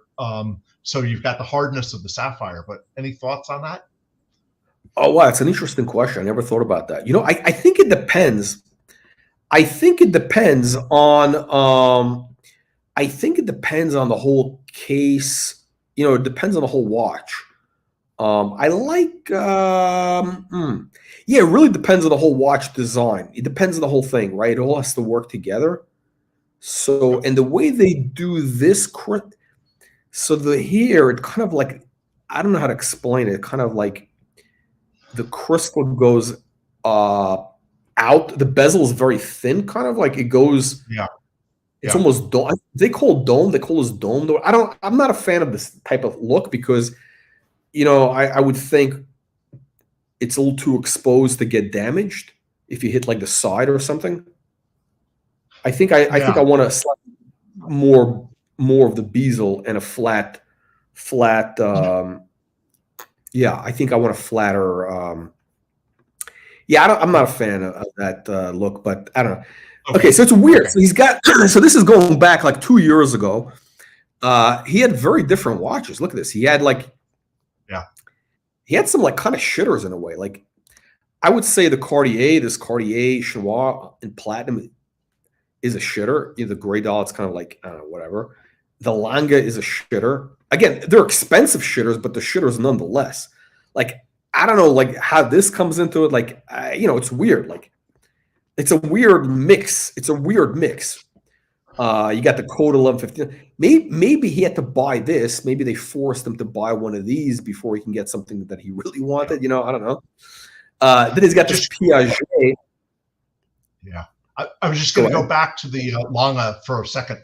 It's the only one, and it's actually the only watch I've seen recently with a very, very wide bracelet. Look at how wide that bracelet is. Yeah. I actually am surprised at how much I like it, but it's, compared to all the rest of his, very wide bracelet. I actually, until you mentioned it, I didn't notice that, but it is kind of wide. Yeah, the lugs, it is kind of wide. I didn't notice that. I'm surprised at how much I like it. Yeah, because that's got to be probably a 40 millimeter, would you guess? And just look at how wide that bracelet comes out onto that dial. I think it's. I mean, I don't. I don't really like their bracelet design, but I actually do like that it's wider. It's kind of interesting. If they had a nicer bracelet design, it would be good. Yeah, I mean, I like the width. It's kind of like, listen, it's like this. It's like same thing. Yeah. It's yes. It's proportionate, right? It's good. So okay, then he's got this Piaget. What the hell is this? Is this platinum? Platinum? I don't know what this. No, white gold. White gold. Piaget is actually a serious company. They just don't really get respect now for their modern watches. So again, this is a kind of like money down the tubes. Let's see. Again, you got the 5990 again, the travel time. Okay, whatever we saw. Okay, chronograph in rose gold, and this is frosted also. Oof. It is frosted. Yeah, he likes his frosting. Yeah, no. Listen, if it's a plain, I think with frosted, you got to have a plain dial because, I think the idea with a frosted bracelet, you're showing off the bracelet. So you want to have a plain dial because that makes the bracelet stand out. When you have like a complication, like you got this chronograph, it's too busy. It's like too busy. It's very too busy. And another watch where adding that date in there just ruins the face. Yeah, the face. You know what? I like the date. I'm gonna go. Actually, I like having the date in that kind of what is that? The 5 whatever position. I like that. Yeah. I think that's kind of cool. Zenith does that. I actually like that, and I like the fact that they do it white on black, so at least it blends with the dial. The dial has possibilities. The problem is it's too much going on, too many elements going on here. It's just too much. It's like this is a dog, kind of a dog. He's got another shaped Cartier. It's weird. Like the whole, he's got like I think this guy just buys like I don't know, random shit. Like high end shit, but random. Right. Urban Jurgensen. What? Right. I don't get it. Like somebody who wears this brand Urban Jurgensen, which is like one of these weird independents. The guy who buys this does not buy the other. Like, it's weird. It's like a weird. It just doesn't make any sense. Yeah. The guy who buys this watch would never buy this watch. It just doesn't. What kind of price point are we talking about with the Urban Jurgens? I think they're up there. I think they're. I actually. What did that? Fuck. I don't even know. It's. What are they? I don't know what. Hold on. Let me look this up. I don't. I remember they were kind of. I saw the price and they were like kind of like, for what it is. I thought there was kind of overpriced. Yeah. Hang on a second. Let me go. Urban Jurgens, because I get them mixed up with another. I keep getting them mixed up with. Hard time imagining spending big money on some of these. So they're okay. There we go. So they're like in the 30s, 40s. Hang on. I don't think that's going to hold its value. I'm sorry. I just don't. And I would say that about most of these smaller brands over time. Yeah. It's, yeah, I don't, again, I did a video with this. I talk, okay, so if you're going to do something, if you're going to be an independent brand, you're going to do innovation, do something unique. Like, this is like some sort of mixture of Breguet and other stuff. It's like, I don't know, whatever. Like, it just doesn't, it does nothing for me. They have some interesting elements, but, this is actually beautiful. Look, I'm not saying it's not beautiful, but I bet you I could find 10 watches under $5,000 that if we did a blind test, that you would like some of those just as much as this. Whoa, not this watch, not this over here, not this. This is. I'm sorry, but yeah, I'll challenge you to a blind test, and we'll. You're talking about this one. You're talking about this plain. Even the other one is just, yeah. The other one plenty of watches that I think will match this one without thinking twice. And you're the person who inherits that watch, 60 years down the line is going to look at it and going to say, hey, there's nothing here. This looks like something they bought at Macy's. Yeah, I would say like this. Frank is basically saying, like, basically, if you're going to go with that kind of design, I would say go with the Breguet. If you're going to do this, the what do you call it? The dial, the whole thing. Just go with the Breguet's best of breed. That's the original. All these other guys are just copying Breguet. So, like, I don't know what's the. If we're talking about value for money, you've got to stick with the Breguet. Yeah. It's just very weird that a guy who buys this Urban Jurgens would also wear this. It's weird. It's like, what the fuck? It's completely different mentalities. But okay, so green early in his journey. So you get a green dial. Yeah, you get this green dial platinum. Again, this is a heavy hitter watch.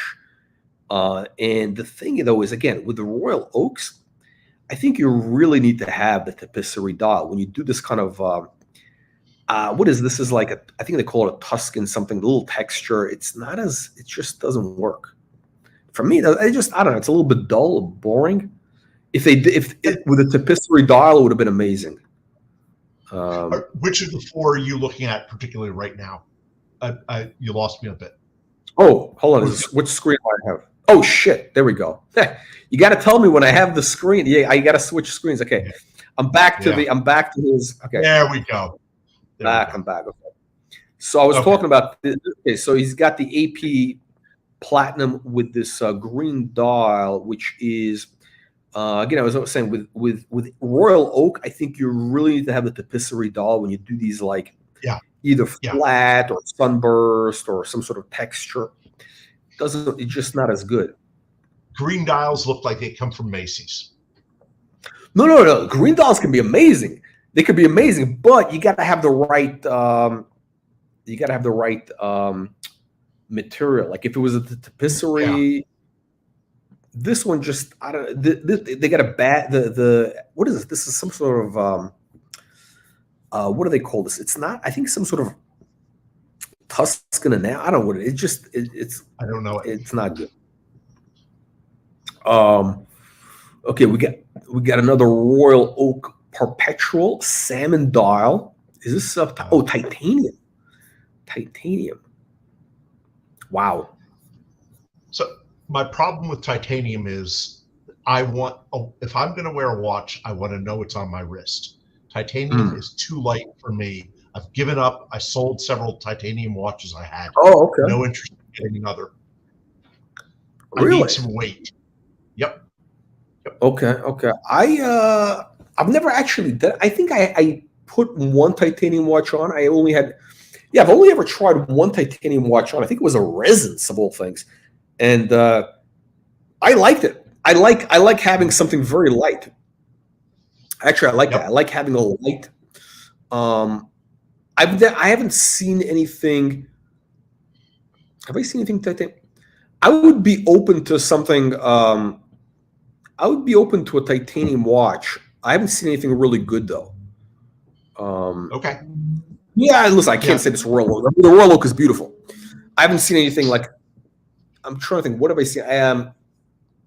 Yeah, I mean, I'm open to that. Okay, so back to the Royal Oaks. Now he's got another chronograph. Now this dial, look at this, beautiful dial with a rose gold. I mean, this is a beautiful, beautiful dial. Again, I'm not a fan of the chronographs, but beautiful watch. Not a fan. Yeah. And this is this is green. It's green. Not one of them. Those pushers look like pimples coming off the side. Oh, you don't like them. No, you know what? I like the design, but I don't like chronographs. And I think if you're going to go with chronograph, I would go with Rolex Daytona. So that I kind of like that. If I'm going to go with that, I would go with the Daytona. I think the AP chronographs have had mechanical problems. They're kind of known for that. But this watch, okay, so this watch is actually a beautiful watch. The picture doesn't do it justice. So it's a green dial, and you got a green strap and rose gold. This watch probably looks amazing in person.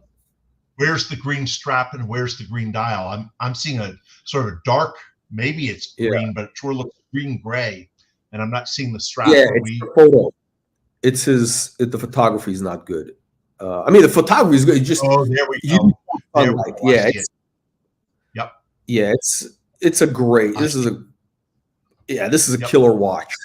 I mean, it really is. It's like with the rose gold. This is amazing watch. Okay, back to the ceramic. We saw that. Okay, let's see. This is kind of a basic Royal Oak here. It's a classic watch in that rose gold. The thing is, he's got so many of these other. Oh, he's got the 50th anniversary. Okay, he's got so many heavy hitters. Like, do you need a basic one? Actually, no. This is a. Yeah. No, I can see it. It's an anniversary watch. And this. Okay, so this is a piece of shit. It's got the Code 1159 Tourbillon with a 3912. Like, I don't know what this is. What a disaster watch. Horrible watch. Yeah, it looks like a sort of pseudo vintage / they put a bunch of stuff in there. No, it's terrible. I think basically he had to buy that watch in order to get something that he really Scroll wanted. Up a little bit more. Oh, okay. Yeah, it was getting lost. Oh, there we go. Okay, so he's got. Okay, so this is interesting. So he's got this. I actually looked up the price. So we got the Royal Oak. Hang on a second. He's got another picture of it here. No, where is it? Hang on a second. Here it is. Okay. What do you think? How much do you think this watch sells for? Again, it's this factory diamond, rainbow. Wow. I'm not good. I'm not good with prices. I'm really not good with the prices at this. No, if you have to guess, if you have to guess, because we know AP Royal Oak expensive. Go with $500,000. Let's go with $500K. No, it's actually, I have to look it up. It's all. I think there's one online for about $200,000. I mean, they're about. Really? They're not. I don't know. I'm surprised that they're kind of. Yeah, I'm actually surprised. They're relatively. I think they're relatively cheap for what Royal Oak is. Well, a lot of a lot of drug dealers who are the obvious buyers for those are in jail right now. So maybe the market is smaller. Yeah, I don't know. It's. I would think this would have been a hyped. You know what is? I don't like that circular, that kind of circular pattern with the diamonds laid out. It looks very kind of odd. It just looks cheap. Like a sunburst-ish, sort of a sunburst-ish, but not really. It just looks. Yeah, I don't like it. It looks cheap. It's like Rolex does. It just looks very cheap to me. But I'm surprised. I would have thought that people would have, there would have been a lot of demand for it. So a couple $100,000 is okay. So he's back to the platinum, okay, with the baguettes. All right. Patek chronograph, white gold, blue dial with these reggae markers. This is what do you call 5370. I have to look up the price. This is about $200,000. So these are I don't know, like chronograph. Again, if I do chronograph, it's got to be a Daytona for a dress. By the way, you see a domed crystal here. That crystal is definitely a domed crystal. Yeah. So now the watch does nothing for me. That crown, are there baguettes on the crown? The thing looks like yeah, you got two pushers, another pusher. No, it's like I don't know. It's like, yeah, I'm just not a chronograph fan, so I can't get into the whole thing. Okay, he's back to the okay with the frosted. Okay, hang on. Let's move. What else we got here? Okay, so we got actually. Okay, hang on. Now, okay, we've seen this. We've seen these guys. Okay, now let's see. He's got something very interesting coming up. Check this out. He's got look at this. He's got that code 1159 on a like this burgundy leather strap. Now, I don't know. What do you think? I'm a burgundy leather strap guy, both in the bedroom and outside. So. I don't know what that means. Yeah. No, I definitely like burgundy leather straps. You'll see a few on some of my peasant watches here. Yeah, and I think it offsets. I think it does a really nice job to offset that dial. Yeah, I like actually. Look, I like the call. I like the strap, but I think with a code 1159, the thing what makes that watch kind of unique, the code, is that sport quality with the nylon strap that they do for it. So I think you kind of have to go with that. Like, that's the way to go. If you're going to go with a code 1159, you kind of have to stick. You have to stick with that nylon. I mean, you got to go with that sport look. It's a little bit like I don't know. It belongs on a different watch. If this is a watch though that you just love to wear, you're going to want to change the straps around, and that's not a bad compromise. No, maybe I think that the way I look at it, though, if it's a sport watch, right, and technically it's supposed to be a sport watch that you go swimming in or whatever, it goes in the water. Right. This alligator can't really go in the water. Well, alligators live in the water, but the leather doesn't. It just doesn't. It doesn't work. It does. Okay, he's got another Langenzone.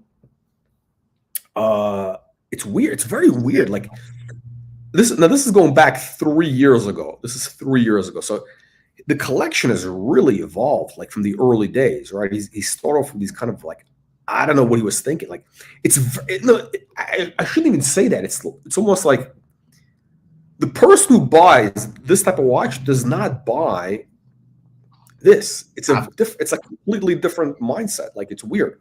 Absolutely. The only point I wanted to make back on that Lang was those pushers, how subtle those pushers are. So if you're a guy who likes a chrono, which I happen to like a chrono with subtle pushers, those to me are classy pushers. They don't look like pimple that just popped and out on the side of the edge of your. Yeah. No, it's Yeah, I guess. Yeah, it's interesting. It's like I don't know. I haven't given thought about the pusher. The pusher. I think if I was to do a chronograph, I never thought about. I haven't. I'll put this. I haven't seen any pushers that I found offensive. I've never found that. Like even the AP ones, it goes with the look. These are fine. Like I never. Like I don't know I never really think about them. So whatever. Okay. So this one. Okay. Now this I think is again. If you're going to go with Nautilus, like this is the best. This is the perpetual calendar, the 5740, I think. And white gold, you got a beautiful blue dial. The picture doesn't do it justice. This is a beautiful, beautiful watch. 40 millimeter. What do you think the market is on this one right now? Like 200 grand. So retail, it's like 150. The secondary market is about 200. It should be like you see them hard, but it really should be like 200. And it's been when they first came out, it was like 400, but it's been that spread has been compressing, and it's going to keep going down. It's going to keep shrinking. It's okay. Yeah, I'll talk more about the valuations on these. Like, I think again, a lot of these watches are really like going to be in trouble. But this is a beautiful watch. I think at some point, if these came down to like, maybe like 100 grand, it would be good value. I mean, because it's an amazing watch. I mean, for Nautilus, Patek, every 100. I think these should be selling at a discount, but whatever. Anyway, I'll get back to that later. So again, back to the Lange that you love. Actually, it's kind of cool, right? I love the pushers. Yeah. The salmon dial is great. Hate the date, but as you said, that's a long. Oh, wait! I'm sorry. This is the perpetual. Wait, it's a perpetual calendar tourbillon. Wait, is this the same watch we saw? No, I guess the tourbillon is on the back. This is actually so. This actually has got a lot of listen, mechanically, it's an amazing watch, right? Mechanically, perpetual calendar. Wait, hold on a second. What is going on? Wait, this is the chronograph. I get so much. Okay, it's got a power reserve. I think it's got a power reserve on the left side. You see that? I think that's a power. Yeah. Oh yeah, I love power reserves. Yeah. But with the red, so instead of a dial, it's got a color. That's actually really interesting. That is. For power reserve, if I were to do that is the way to go. That's the best power reserve I've ever seen. I mean, that's really smart. Instead of like that stupid another hand, it's very clean. It's a very clean design. And when you think it's very clean. I love hands, so what can I say? I happen to I'll be buying the ones with the hands, and I'll buy this one too. But you'll only be. I know what to get you for Christmas. Yeah, you know what? This watch. I'll tell you, if I were to wear Lange, like I would get. I mean, this is like really you're getting a lot going on here. It's actually. I mean, the white gold with the. I'm sorry, is this white gold or platinum? Is this? I don't know. I think it's white gold.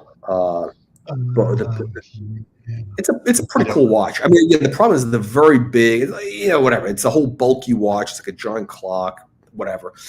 That's why, again, my issue with the Lange is always that giant,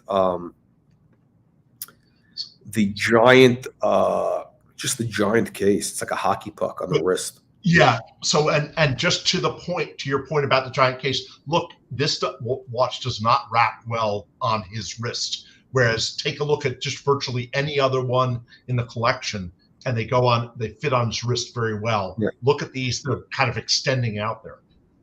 Yeah. The thing is this, right? The watch, it's probably, I don't know, is it a half-inch tall? I mean, it's a very thick case. It's probably, it's over a quarter. It's like a quarter inch easily. Is it? It's a big case. It's not just, it's a huge case. So it's a very, it's like wearing a giant clock on your wrist. Okay, now this is I don't know. This is getting like you got this is like another hype watch, the Aquanaut. Again, a real hype watch. It's like, but it's so boring compared to everything else he's got. Like, it's got those subtle pushers. If you like subtle pushers, it's got subtle pushers on it. But yeah, it's got again back. Look at this! Wow. Wait, I think this is a different watch. I think this is white gold frosted. Yeah. Yep. Oh my goodness. You know, in white gold, it actually looks better.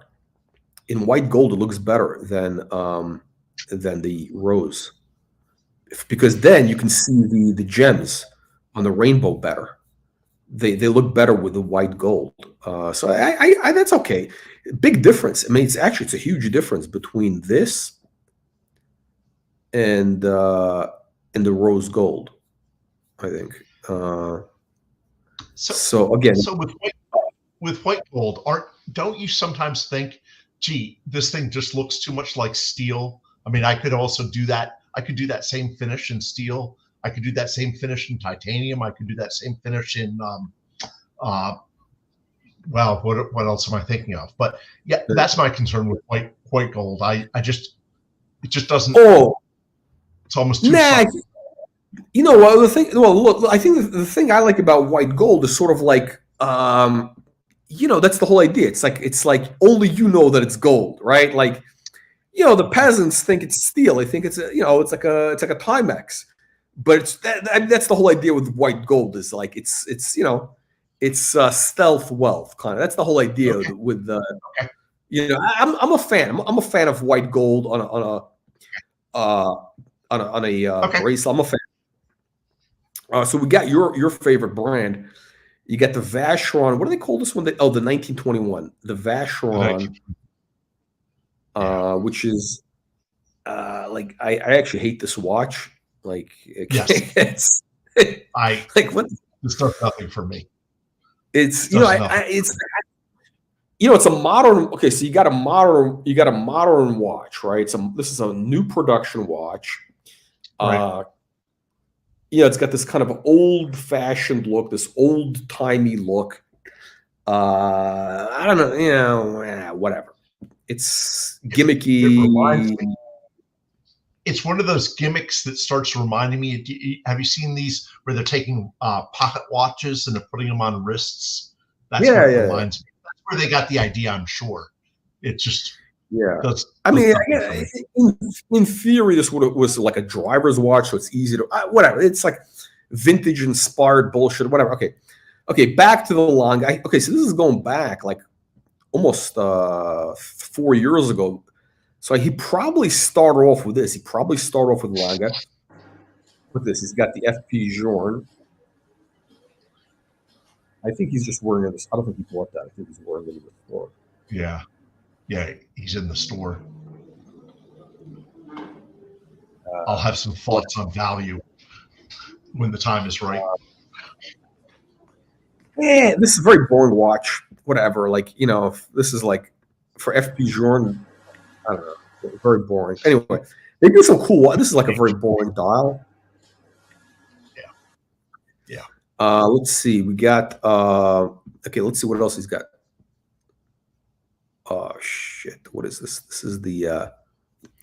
Again, back to modern Patek. Like what? So they're doing this. The dial. They have this brushed look. Now they do that with a perpetual calendar with a brush look, which I think it looks really ugly. Because like what is this? You have kind of like they're trying to be modern. You got these modern thin hands with the brush, but it's a dress watch on a leather. It's like you're mixing too many. It's like mixing oil and water. Either you go with something that's classical and traditional, or you do like a sport look. I mean, like what the fuck is this? Yeah, Vacheron is trying to do something somewhat similar with the 56, which is their entry level watch, and but this is too busy. This does nothing for me, and I like traditional looks.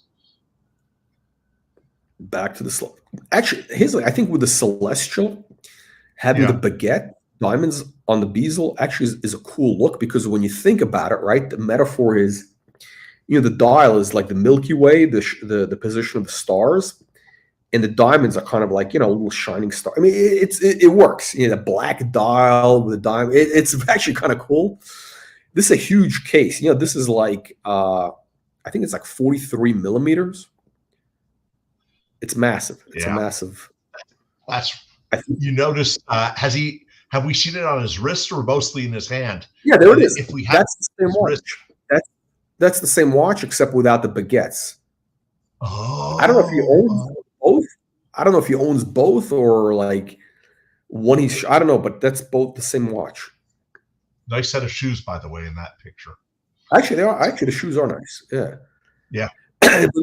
but this is it's an interesting complication. Okay, so we got one two-tone. Actually, he's got two two-tones, but he's got But here's the thing: of all the two-tones, this has got to be the absolute worst.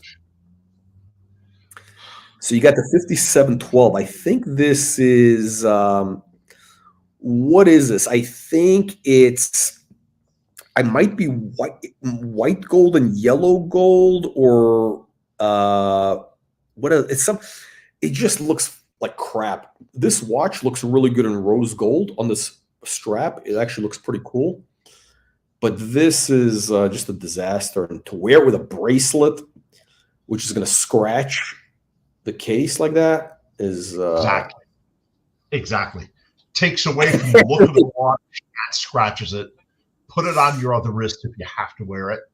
I think, and this is going back like almost 4. See, probably was just getting started with watches, and this is like a starter. I mean, compared to everything else, this is kind of like a starter watch.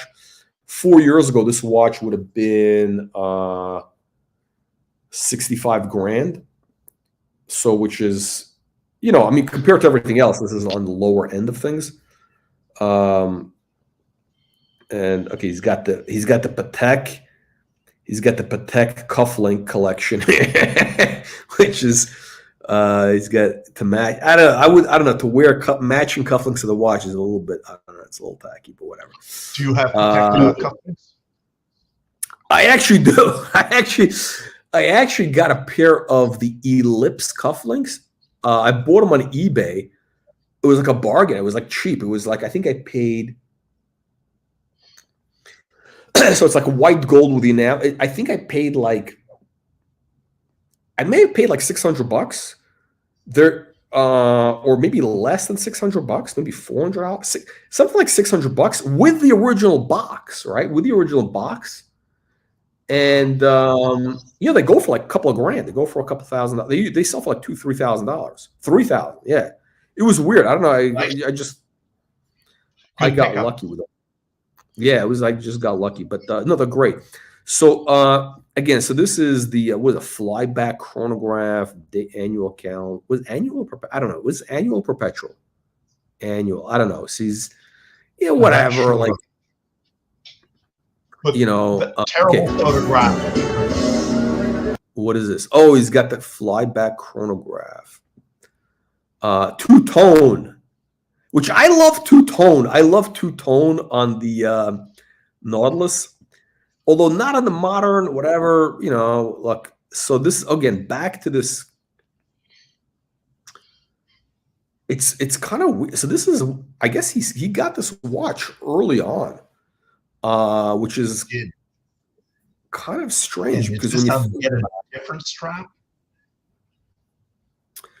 No, listen, I have no idea how long the guy's been collecting. I have no idea, like we would, because I would think that from Instagram he probably shown you the evolution of the color. I don't know, but is that like, because you can see start off with like the basic, again, like this is like 4 years ago. This is the basic hype watch. Your Nautilus, whatever, chrono, whatever, bullshit, and there's a gorgeous bracelet. I think that with the brushed and the polished together, it just does a nice job.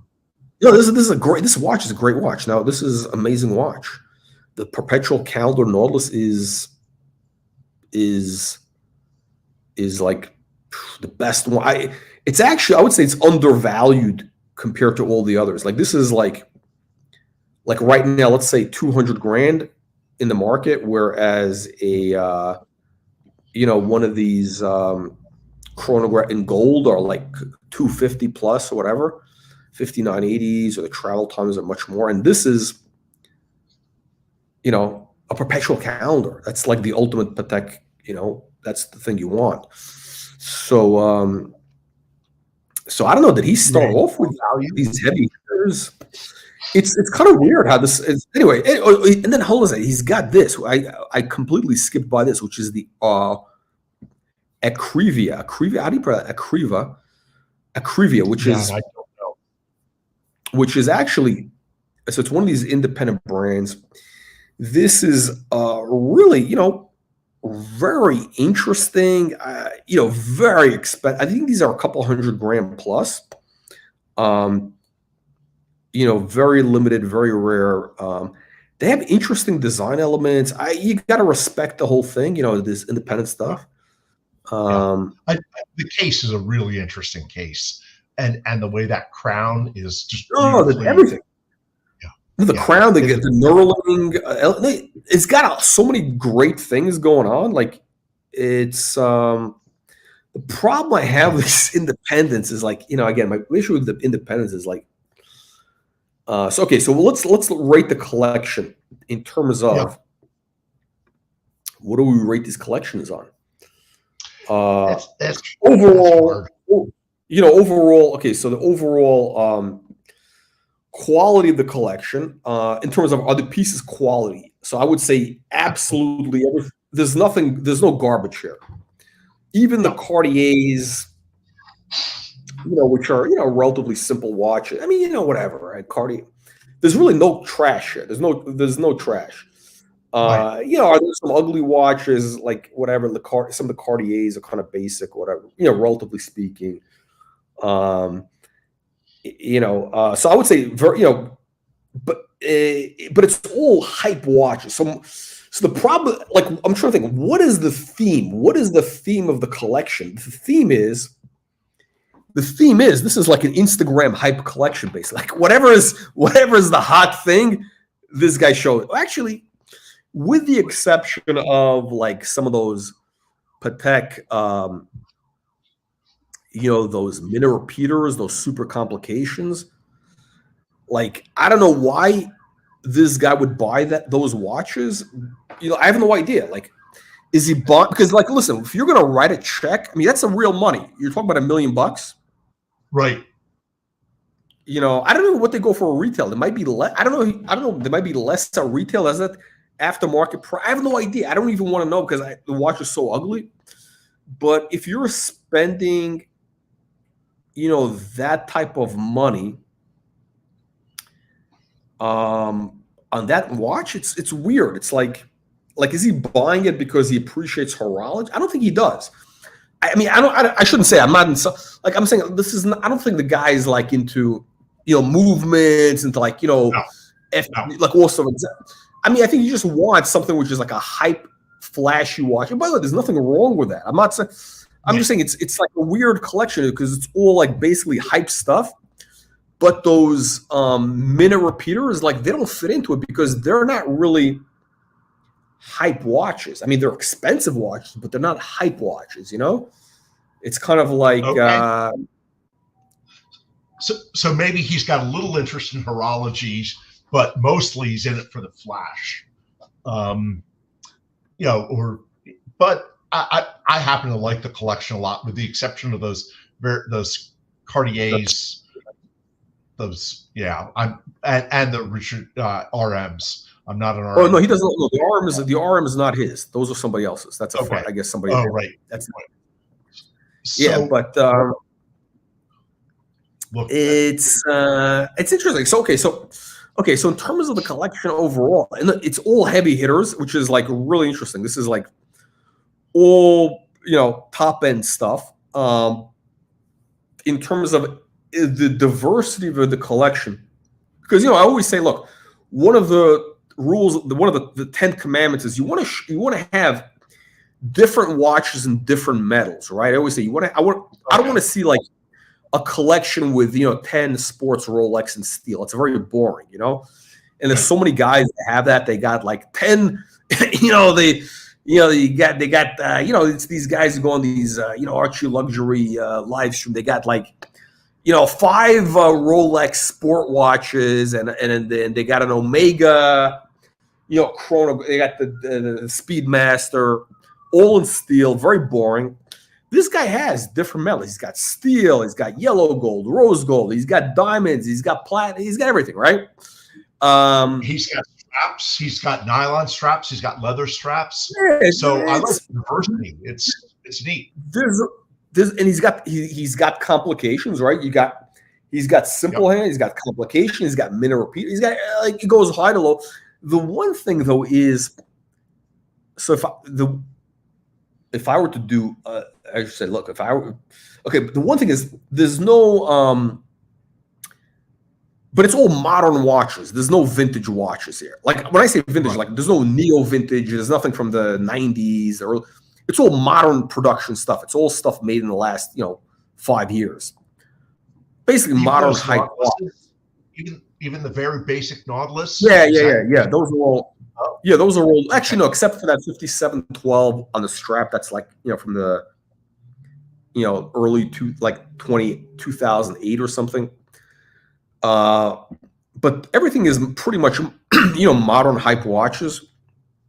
So it's not like there's no like real like what's the word? It's like it feels a little bit shallow, like very just like, hey, the guy just started collecting like 5 years ago and just decided to buy whatever was hot.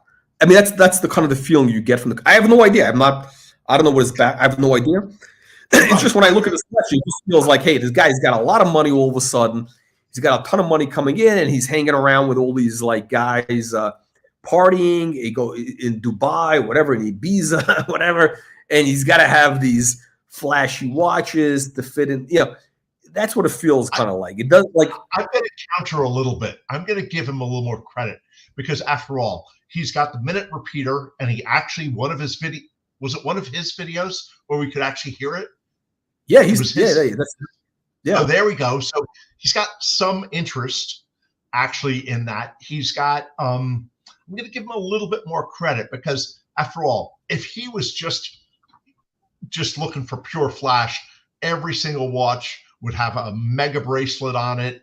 It would just be bracelet. It would be nothing but rose gold, maybe one white gold one.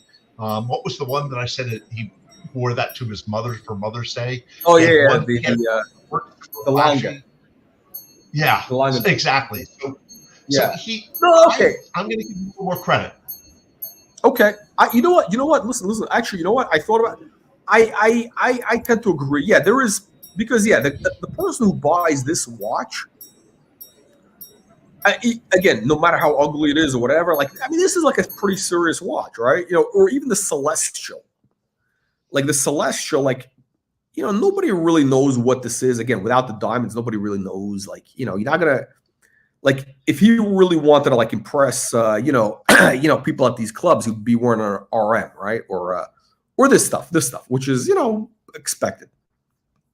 So the only mistakes, the only really bad choices in his collection is that Rolex and the ceramics, in my opinion. The Rolex this is horrible. That has to go. The ceramics have to go.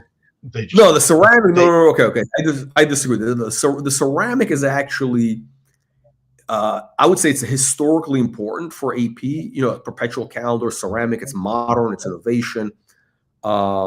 It's you may not like it. I may not like it, but it's a serious watch in ceramic. Okay. It is. It's a serious watch. And it helps him in his score on the collection, on the breadth and the interest of the collection. Yeah. I'm chomping the bit to talk about value. So, but you tell me when. Okay. The value. Oof. Okay. So here's the So the problem with the value. Okay. So this is the last thing. Okay. Photo creativity gets an A+. Okay. Upside potential. Let's talk about upside potential. So an upside potential, I'll let you go first. How would you rank it on? I'm using the word, let's say upside potential. Will these watches appreciate Yeah. I'm going to need a little bit of help. And here's what I'm going to ask you to do. Can you give me your 4 watches that you think that in this collection that have the highest chance of appreciation? And then I'll come back to you. But I'm curious, would you mind just picking 4 that you think that you would be putting into your collection right now, that if you had the money for it, you think have real potential? In other words, something where, okay, I'm going to be writing a check and today. And let's say I want to be able to sell it 2 years from now at a profit. Let's just say that. Let's just say that's my, okay. Yes. I would say none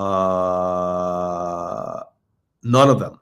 I mean, I think basically the value, like all these hype watches, pretty much. Yeah. I mean, these are all modern hype watches, right? Okay. And again, they're all in production. I mean, some of them discontinued, whatever. It doesn't matter really.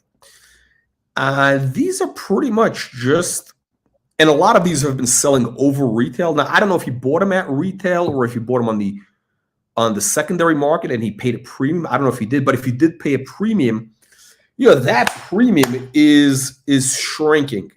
It's like, you tell me you trade options, right? So right. This is like time decay. It's like time decay.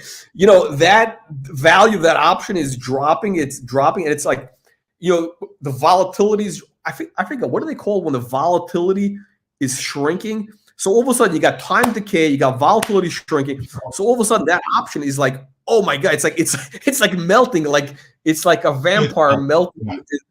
It's kind of it. So these watches are basically, in other words, the secondary market values, that delta, that spread is rapidly decreasing. I don't think now in terms of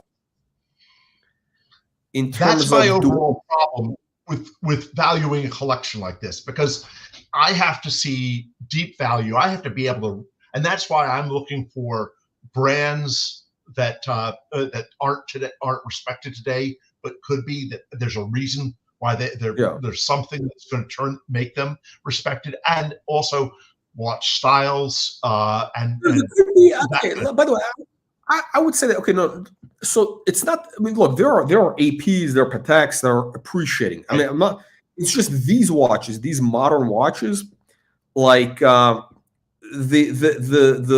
air is coming out of this bubble, basically. So I would say that none of these, I don't think any of these watches, again, if none of these are all basically dead money. In other words, these are either dead money or you're going to lose money on every single one of these watches over the next 2 years. Okay. Now, long term, do I think? I think long term, a couple of these are really. I think long term, a couple of these have are classic watches that are gonna. The Perpetual Nautilus is, I think, kind of undervalued. I think the price is going to go down, but 10 years from now, I mean, actually, I have no idea. 10 years from now, it's hard to. I shouldn't even say that. Okay. The Nautilus Perpetual is a beautiful classic watch. The what do you call this? The AP white gold salmon dial is gonna, this is gonna have value. What else? The Nautilus. Here's the problem. The problem is the values have been pulled forward so much. You know what I'm saying? So these, like, this thing is selling for $500,000 today, right? So $500,000. So in other words, like, it's the value has been pulled forward. Like, a couple of years ago, 5 years, 10 years ago, this was a $150,000 watch, right? It tripled. This watch is not going to triple again. It's just not. I mean, it might over 50 years. Excellent point, and excellent point about the values getting pulled forward. And that's why I have a very tough time touching new watches. Because it's like you're buying a stock, at 1,000 PE ratio. You know what I mean? It's already been. It's like Nvidia. I don't know Nvidia, but what I'm saying? The value is you're paying for the earnings 50 years from now already. even if it's growing at 80% compound, you're overpaying. Yeah. That's a thing. So it's the famous one in the market is Costco. Everyone says, well, Costco's just going to mint money and mint money and mint money, but the price you're paying for it, you're just, how could you possibly, you're paying 50x earnings right now for Costco, and you just can't make any money. I like this watch. I don't know. Which one is there? So you would not be pulling out your checkbook for any one of these, is what I'm hearing, because they're either dead money or potentially losing. Yeah, I would not. Okay, so at the current market price, current market values, I wouldn't buy a single one of these watches. I mean, they're all basically dropping in value. Like, they're melting. It's like melting ice cubes. Again, I'm not saying they're going to go to zero. No, I mean, they're going to go to like, right. They're going to go back to like, I think even this, again, is beautiful stuff. A lot of people are saying, I think these are all going to be, again, some of these things which are maybe much more limited, whatever, like those are more safe, but they're going to go to pretty much, above list or whatever, slightly above, at list, maybe below list. Yeah, this is especially Cartier, modern Cartier, like, I mean, it's interesting, whatever, but this is, it's just there's no, I think it's just that they're just, again, the value's been pulled forward. I mean, like the Coda 1159s are selling at a discount. Are they? I don't even know. I don't want to talk about this. Like, Piaget's or whatever. Nobody wants Piaget. This is a cool watch. I mean, but yeah, all this stuff pretty much. There's nothing here. In other words, there are no blue chip watches here. There's no investment. Okay. There's no investment grade. There's nothing that's undervalued. No, there's nothing here. There's nothing here. Also, there's nothing here that I would say, okay, 5 years from now, this is going to be worth more money. Like, for example, we did anybody who subscribes to the newsletter, right? We got the free newsletter. Let me give it a quick plug. Let me roll the ticker at the bottom here. So did you get the newsletter on Friday? Are you subscribed? Did you get the? I didn't.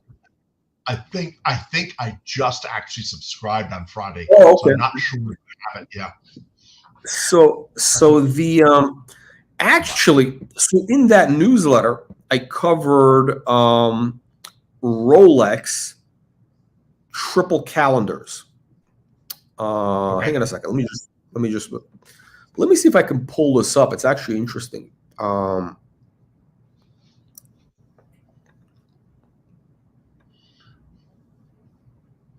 One second. Let me see if I can pull this up, because the Rolex triple count. Hang on. Let me see.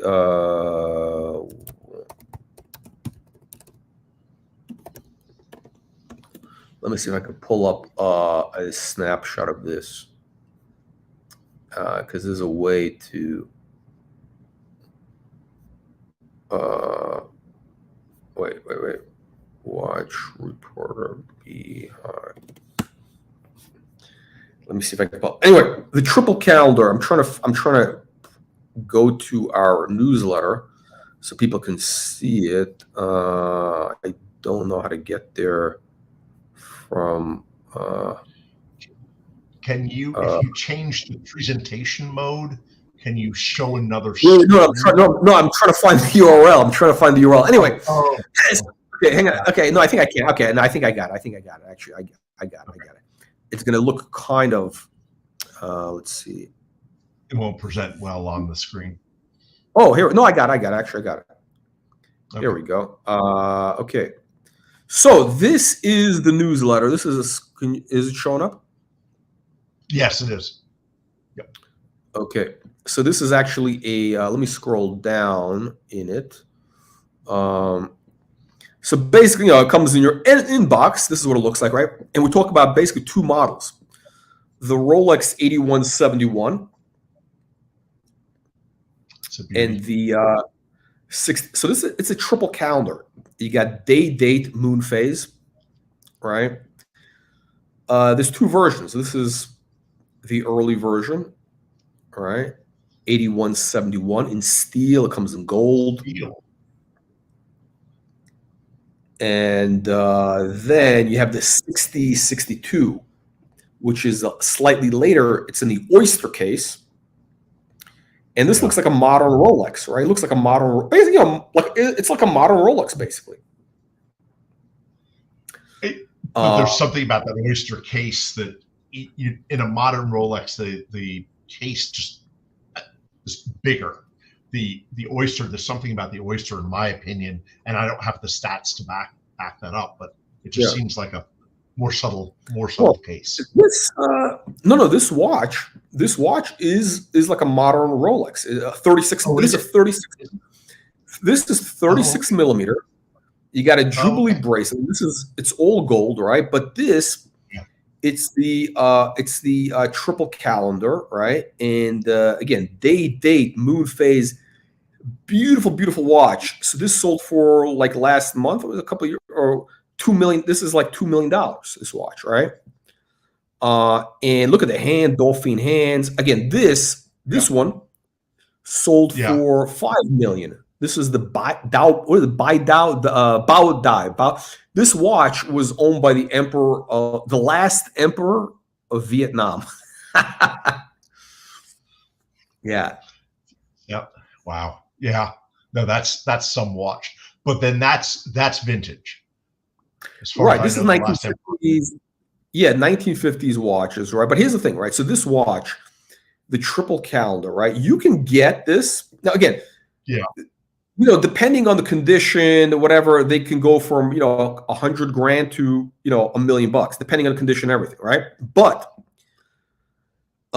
if you can get, let's say, this triple calendar, this one sold for $400,000, for about, let's call it $500,000. Okay. Might have been a little high, whatever, but I would feel comfortable putting, let's say, maybe slightly. Again, the condition on these watches, subtle differences can make a huge difference. I would feel comfortable putting in, you know, a couple $100,000 into one of these, because these are actually, I believe, undervalued in terms of Rolex vintage compared to the Daytonas or whatever. And these are like the blue chip of Rolex. These are increasing they only made how many? I think they made 1,200 in total. Very low numbers, right? And when it comes to like this model, the 62, historically it's important because here you have the triple calendar, but now you're going in what we recognize today as, you know, contemporary Rolex. You know, the oyster case, 36 millimeter. I mean, it's a waterproof watch. You can go swimming. It is a sport watch, right? Technically, this is a sports watch. In its day, this was a sports watch. I mean, today it's worth $2 million. It's a gold watch, whatever. But in its day, this would have been like, you know, like a beater watch, basically. Like, you know. How much of a premium do you put on rose gold over yellow gold? Is that personal preference, or do you think there's actually more value in the market for rose gold over yellow? I personally like rose gold better because it's a little more subtle, especially with Rolex. It's more subtle, and you said it sells for more. Usually goes for more money. Yeah, usually it also like a lot of these. It depends on each brand has different, you know, like nuances. Like in certain brand, you know, some watches are more desirable in white gold or rose gold, or it all varies. It all kind of varies, but I'll tell you what. So this was in our newsletter, right? The 8171. Let me see if I can go on Chrono. Okay. Let me see if I can go on Chrono. Now, okay. Okay, now if you go on Chrono, is it showing up? Is it you see the watches? There it is. Okay. So on Chrono, so they got, again, what you're seeing here, again, in the condition is everything on these watches. So you don't, you know, if it's refinished or whatever. But and I'm not vouching for it. I'm not saying whatever. Right. But I'll use this as an example. This watch is, let's call it 100 grand. Okay. And it's been I think the dial has been restored or whatever. In theory, takes away value, which I don't really agree with because whatever. But maybe if you get it cheaper. But this watch is a blue chip watch. Like I would feel comfortable putting money to something like this today. Like I know this watch 5 years from now is going to be worth much more. I don't know if it's going to be double. I don't know if it's going to be triple, 50. I really don't know, but I think it's definitely going to be increasing at a rate significantly above inflation. I don't know if it's 10%, 15%, 20. I don't know, but it's going to outperform. Whereas those watches that we were looking at before, the hype collection, the values have been pulled forward dramatically, right? So you're basically dead money today. Again, these are very different watches, right? Now, right. Let's see here. We got and again, not everybody's going to wear this or whatever, but if you're talking about just dollars, you're talking about investment, great value, whatever. Yeah, these, like in terms of Rolex, these are, great. Hey, by the way, I would also say a Rolex Daytona, a two-tone Daytona, like the previous models, you can pick one up for 16 grand. Those are, you'll make money. But I mean, those just before you get to the Daytonas here, can I just ask you, would you look to buy this from a Rolex? Who would you look to buy this from when you're spending 100 grand on a watch and you're looking for resale? What have you thought about that at all? If I don't know if you've ever put 100,000 into a particular watch, but who do you want to be buying from? Is it worth paying the extra money to buy it directly, let's say from Rolex, if they were to offer this to you? No, so you can't. No, but these are vintage watches. They're not. Rolex is not selling these. No, we're talking Rolex back in the business. I thought Rolex is now back in the vintage watch business. I haven't followed it closely. No. They're selling. No, they're selling modern Rolex. What do you call it? They're selling. What do they call it? Certified pre-owned. Certified pre-owned, but not a vintage. No way. No. Only like modern. No, it's the certified pre-owned. I think is limited to like the last, I don't know, 10 years. It's really modern watches basically. Yeah. No, Vacheron actually has a I've forgotten the name of their collection, but they buy back vintage watches of theirs. They restore them, and they've got about 100. And they sell them in a collection. They actually transport it around the world, and then you can buy from that collection. Oh, really? I didn't know that. That's interesting. I didn't know that. That's actually interesting. Okay. I'll see if I can find it. And I just wonder if Rolex isn't doing that yet, are they going to be doing it soon? You know what? I think. Okay, no. So what you're telling me about Vacheron, I didn't hear about, but it's very interesting. I think for Rolex, I think they would never do that because, they're a mass production company. It's all about mass production, and, they just want to sell you the new thing. They don't care about vintage. And when people send in watches for service, I mean, historically, when people would send in watches for service, Rolex was they would just swap out new dials, new everything. And they were not sensitive at all. No, they were not sensitive at all to historical value. And I don't even think, do they even buy back? I mean, do they even have a museum where I don't think they're not sentimental at all. Rolex is like just a soulless machine. That's what they are. They're not. I've sent you a link to that Vacheron collection, so at some point you might be interested. But yeah, no, this is a gorgeous watch. But it was the broad question about who do you buy from, or would you actually seriously consider somebody here? I mean, actually, I'm looking at a watch from these guys right now, Watch Center Lugano. I'm looking at Eberhard.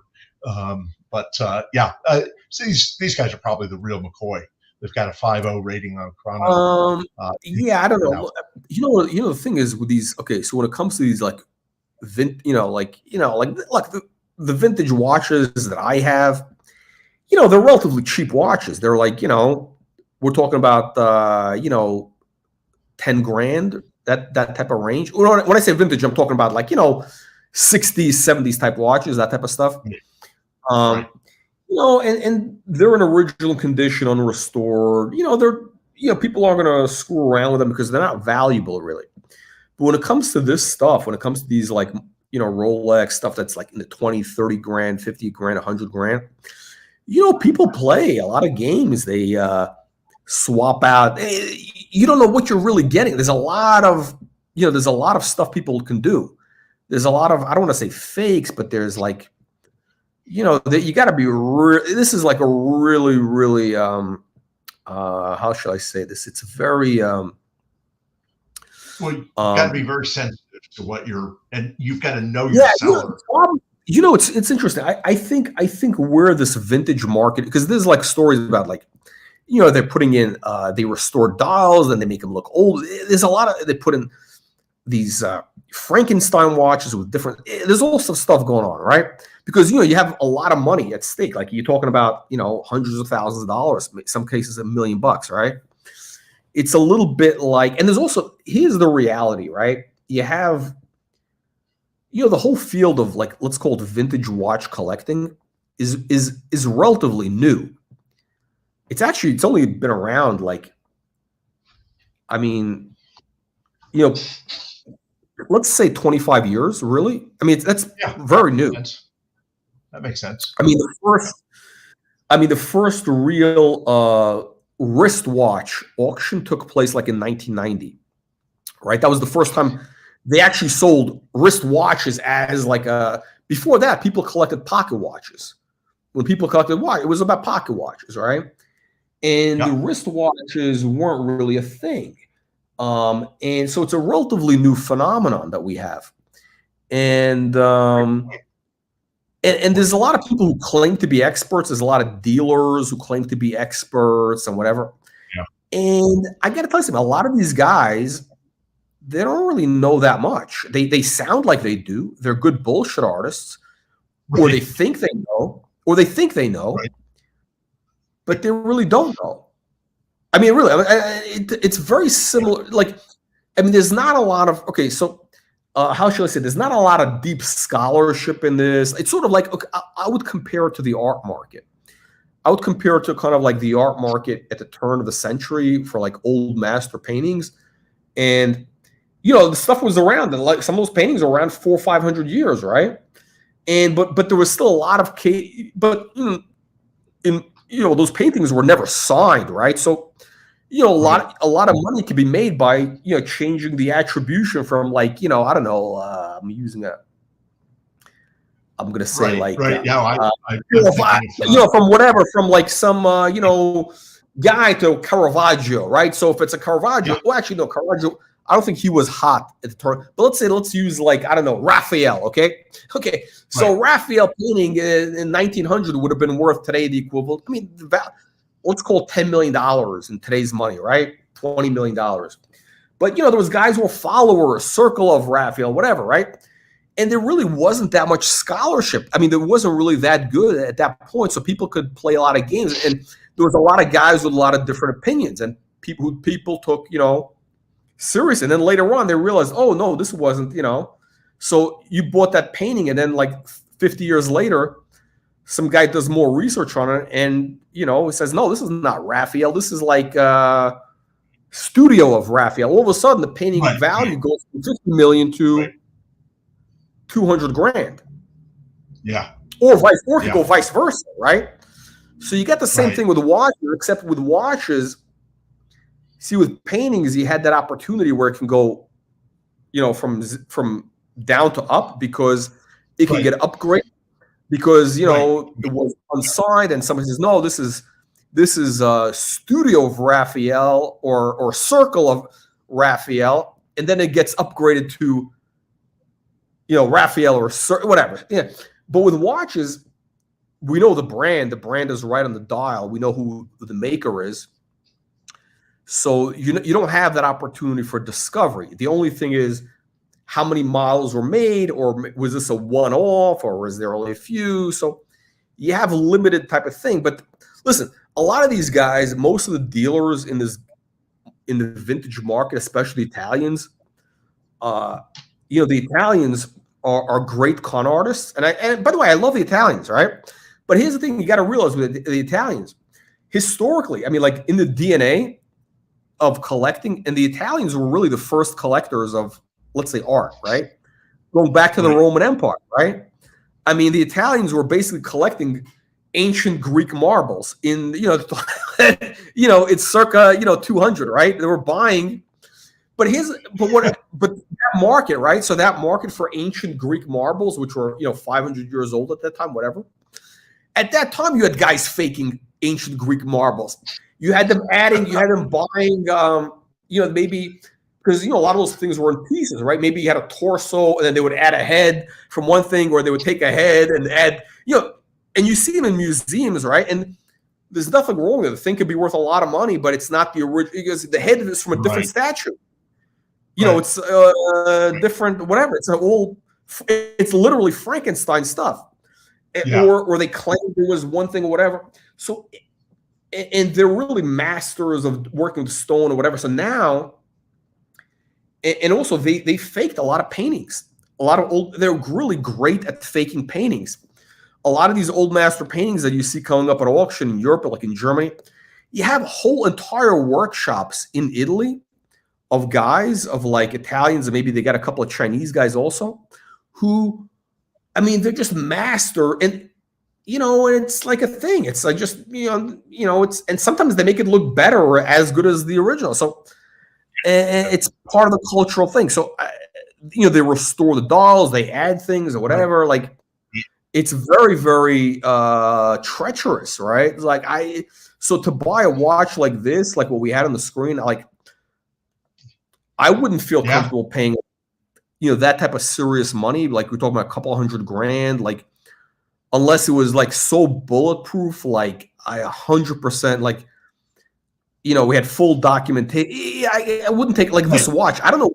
Yeah. It's like, but with that said, I think one of the things with these watches, with these vintage watches, there's a whole thing where people are really against it's restored, the dial is restored. I look at it as like vintage cars, right? Like all vintage cars are restored now. If you go to the Pebble Beach, the Concours, Pebble Beach, you're gonna see Bugattis or other $5 million cars that are restored. They're vintage cars from the 20s, 30s, the 40s, whatever, the 60s. They're restored because there's rust, there's corrosion, there's accidents that happen. I mean, these are machines, right? These are machines. They're used.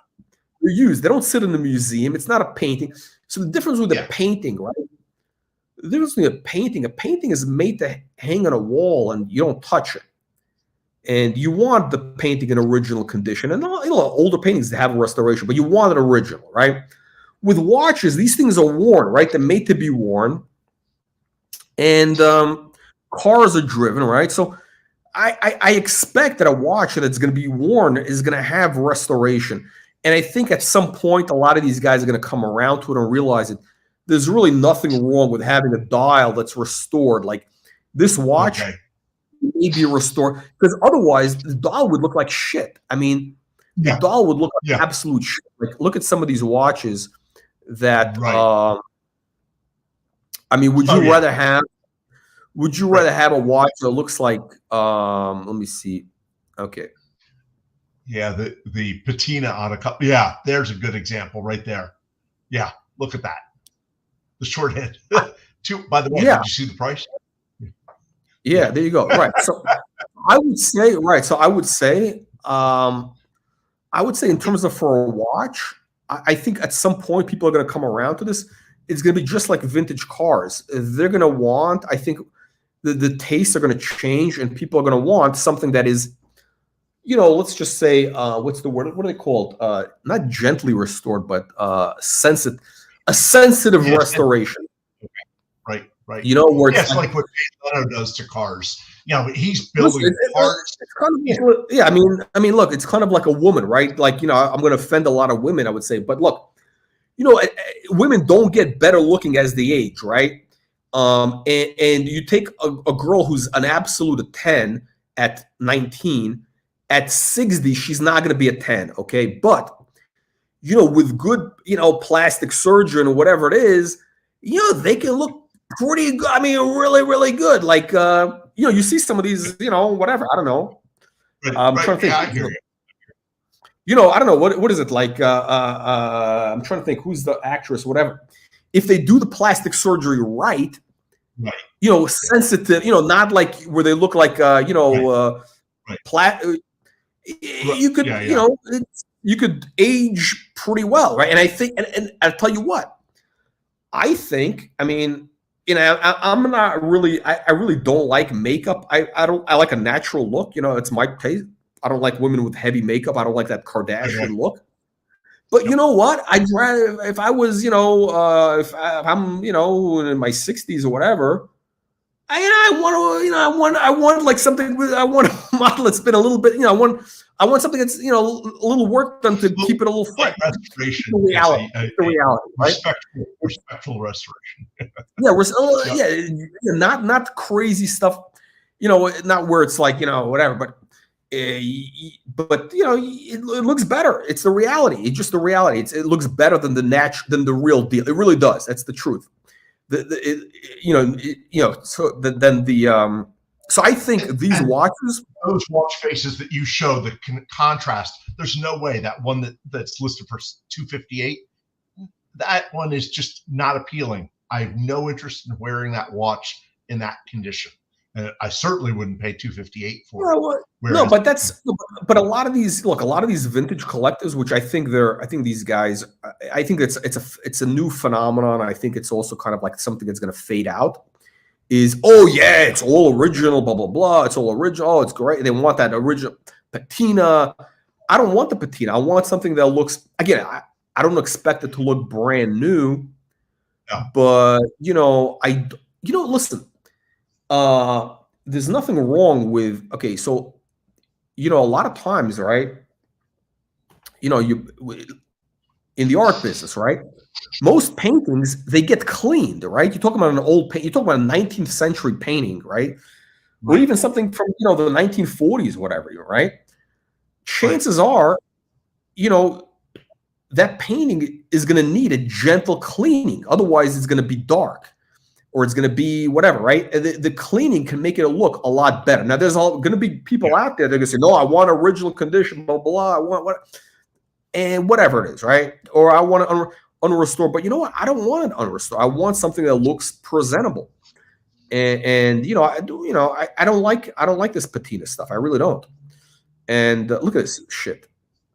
The tiniest bit of patina, maybe, but that's about it. That's fine. It's one on my wish list that's got the tiniest bit of patina. But but when you look at this, here's the thing. If I'm looking at this type of surface, I'm looking at this dial. To me, this just looks like it makes it look cheap and dirty. Like it looks like just a banged out watch, And I don't want that look on my wrist. If I'm investing $100,000 in a watch, that's a lot of money. When I look at that watch, I want to feel good. I want to feel prosperous. I don't feel prosperous looking at a, dirty watch. That dirty watch, exactly. Exactly. Listen, like a lot of like a lot of Asians, they don't like to buy used houses. They like to buy only brand new. You know that? Like Japanese, especially. Yes. No, I am aware. It's a very cultural thing. They will not be our competitors when it comes to vintage watch collecting. I think in general. I think with vintage watches, I think there's some of that too. But houses, it's a big thing. They don't like to buy. Like it's a big thing. You don't want like a used house, and to me, I feel this because they don't want to house like I don't know whatever. Maybe there's some bad vibes or whatever, spirits, whatever. I don't know. But with these watches, they look, this is just looks. It looks just dirty and used, like a house that's never been painted. It's like buying a 50-year-old house with, the ceilings are kind of, peeling and the paint is peeling. and the roof is leaking, but you're insisting, no, I'm going to keep it as is because it's vintage. I want to keep it vintage. Listen, this. I mean, it's like you're buying a chateau in France or a palazzo in Italy. It's 500 years old, right? Thing looks, from the outside, it looks great, right? But I gotta tell you, you better keep up, otherwise the roof is going to start leaking. Those things are always getting restored. Chances are it's already leaking, and yeah, absolutely. The ceilings, the paint starts peeling from the ceilings. I mean, even if it's 100 years old, the paint is peeling. It starts looking like shit, and nobody would put up with that in a house. Why would you put up with that in a watch? So I think that's gonna I think watch collectors, especially like younger generation, is gonna come around to that. This is like an old man watch. I mean, looks like something like somebody's grandpa. But if you make it look good, right? Like if you make it look like this, then it's beautiful. Just show it again on the screen. I agree. That's stunning, actually. That particular one hasn't shown up yet, but that particular one is stunning, and the other one, it's ridiculous. It looks like, and by the way, and you know something, but here's the thing: the all these vintage guys today, they're gonna go, oh no, they're gonna say completely the opposite, because that's where the mentality is. But that's not the fact. That's not the reality. You know what I mean? It's just the taste. It's just the fashion. Right now, the fashion for these guys, because they don't know any better. A lot of these watch collectors today, they're basically rubes. I mean, they really are. I mean, a lot of these watch dealers, you see these guys on YouTube, they think they're all very sophisticated. I mean, they're basically crayon eaters and tomato cans, right? Like watch collecting is really it's basically bullshit. It's like collecting cars. Okay. It's like, I would compare it to like the art business, right? Like the people who collect like contemporary art versus modern art versus old master paintings versus 19th century, completely different types of IQ and sophistication, education. Like the guys who collect contemporary art only, they're really just basic peasants who, they might pay $5 million for a painting, but they're basically buying. I mean, maybe they want it but they're just buying it because they're buying it because they know the brand. This is the hot thing. That's like the AP Royal Oak. Versus the guy who's buying an old master painting that's not signed, nobody else is going to know what that is except him. He knows that's a Caravaggio, whatever it is, and this thing is worth, $10, $20 million, right? Or whatever, right? Most people aren't going to know what that is. But these watch collectors, the watch thing is still really in its infancy. The market is still so early. It's really kind of where the car market was 30 years ago. It's like we're collecting cars was 20 or 30 years ago. So it's really evolving, and these guys are full of shit when they talk about restoration.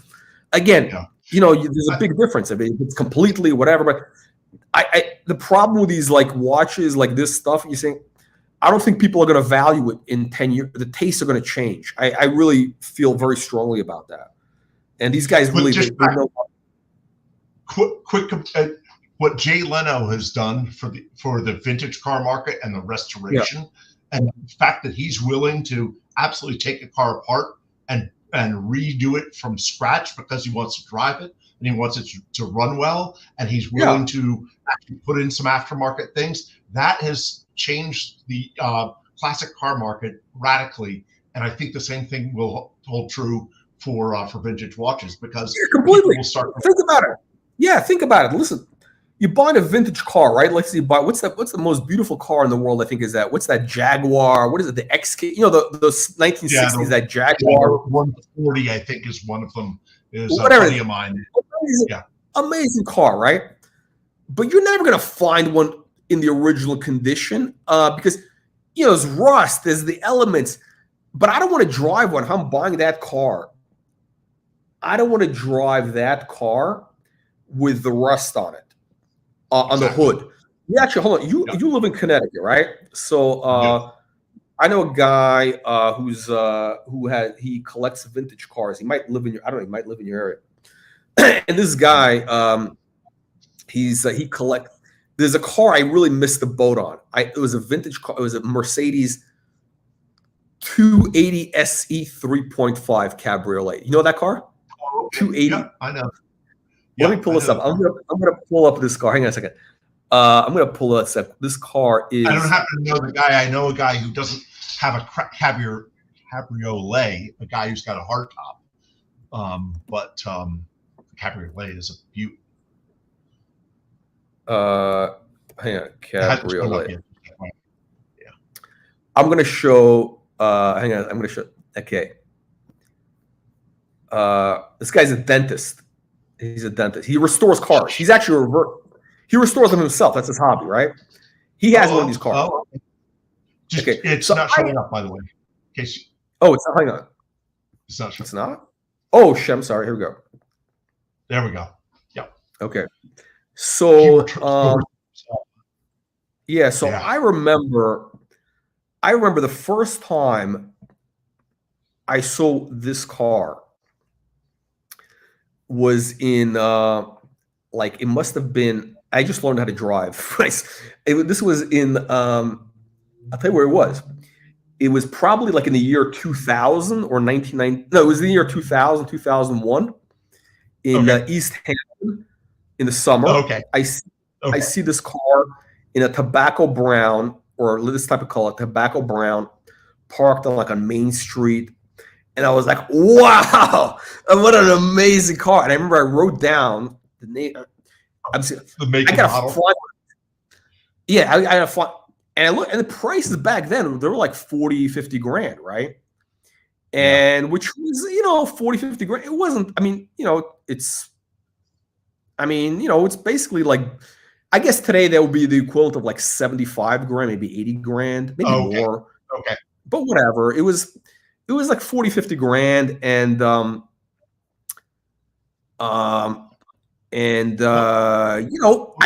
kind of like, I was looking and I saw ads, and this is before really the internet was a thing, really, right? So you see an ad in the magazine, you can't really look online, and I couldn't find one. I couldn't find the cabriolet, and I'm like, well, whatever. I'm like, I'm sure I'll get one later. Today these cars are 250 grand.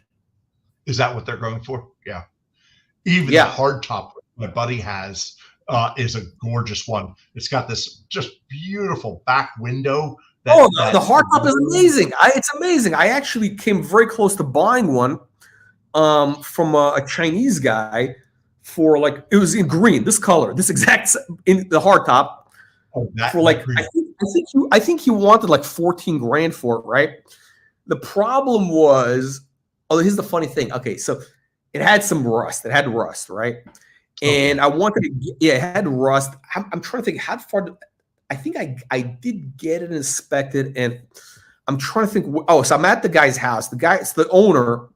He's an older guy, right? He's like off the boat, Chinese, from the banana boat, right? He's like, he doesn't really speak English, right? So I'm dealing with his son, who's like, second generation. He's Americanized, right?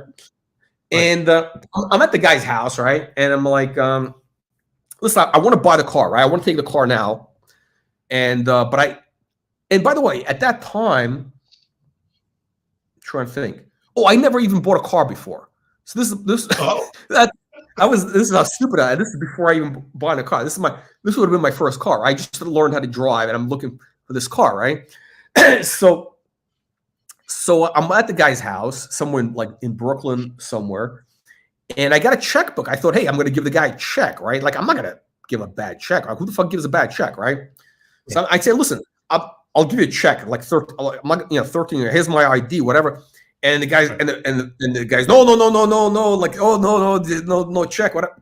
I say, listen, how about I'm a little bit naive. I guess people do write bad checks for cars, whatever. But, so I'm wearing a Rolex, a Datejust, steel. Actually, my first Rolex. Right? It's worth it was $3 grand. I say, listen, I'll throw in the Rolex. Hey, I'll give you the Rolex, and I'll give you 10 grand, whatever. Because I thought I saw the guy was a winner, so I thought maybe that would make him go for it. No. He's like, whatever, and I'm like, whatever.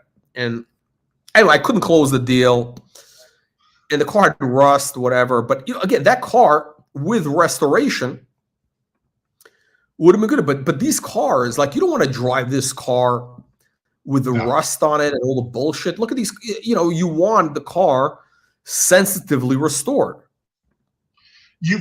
Jay Leno's even put new brakes, like modern braking systems in some of these. Yeah. Probably a few of these even don't have power steering. And I don't know if you've ever driven a car that doesn't have power steering. No, I don't want that. That would be rough stuff.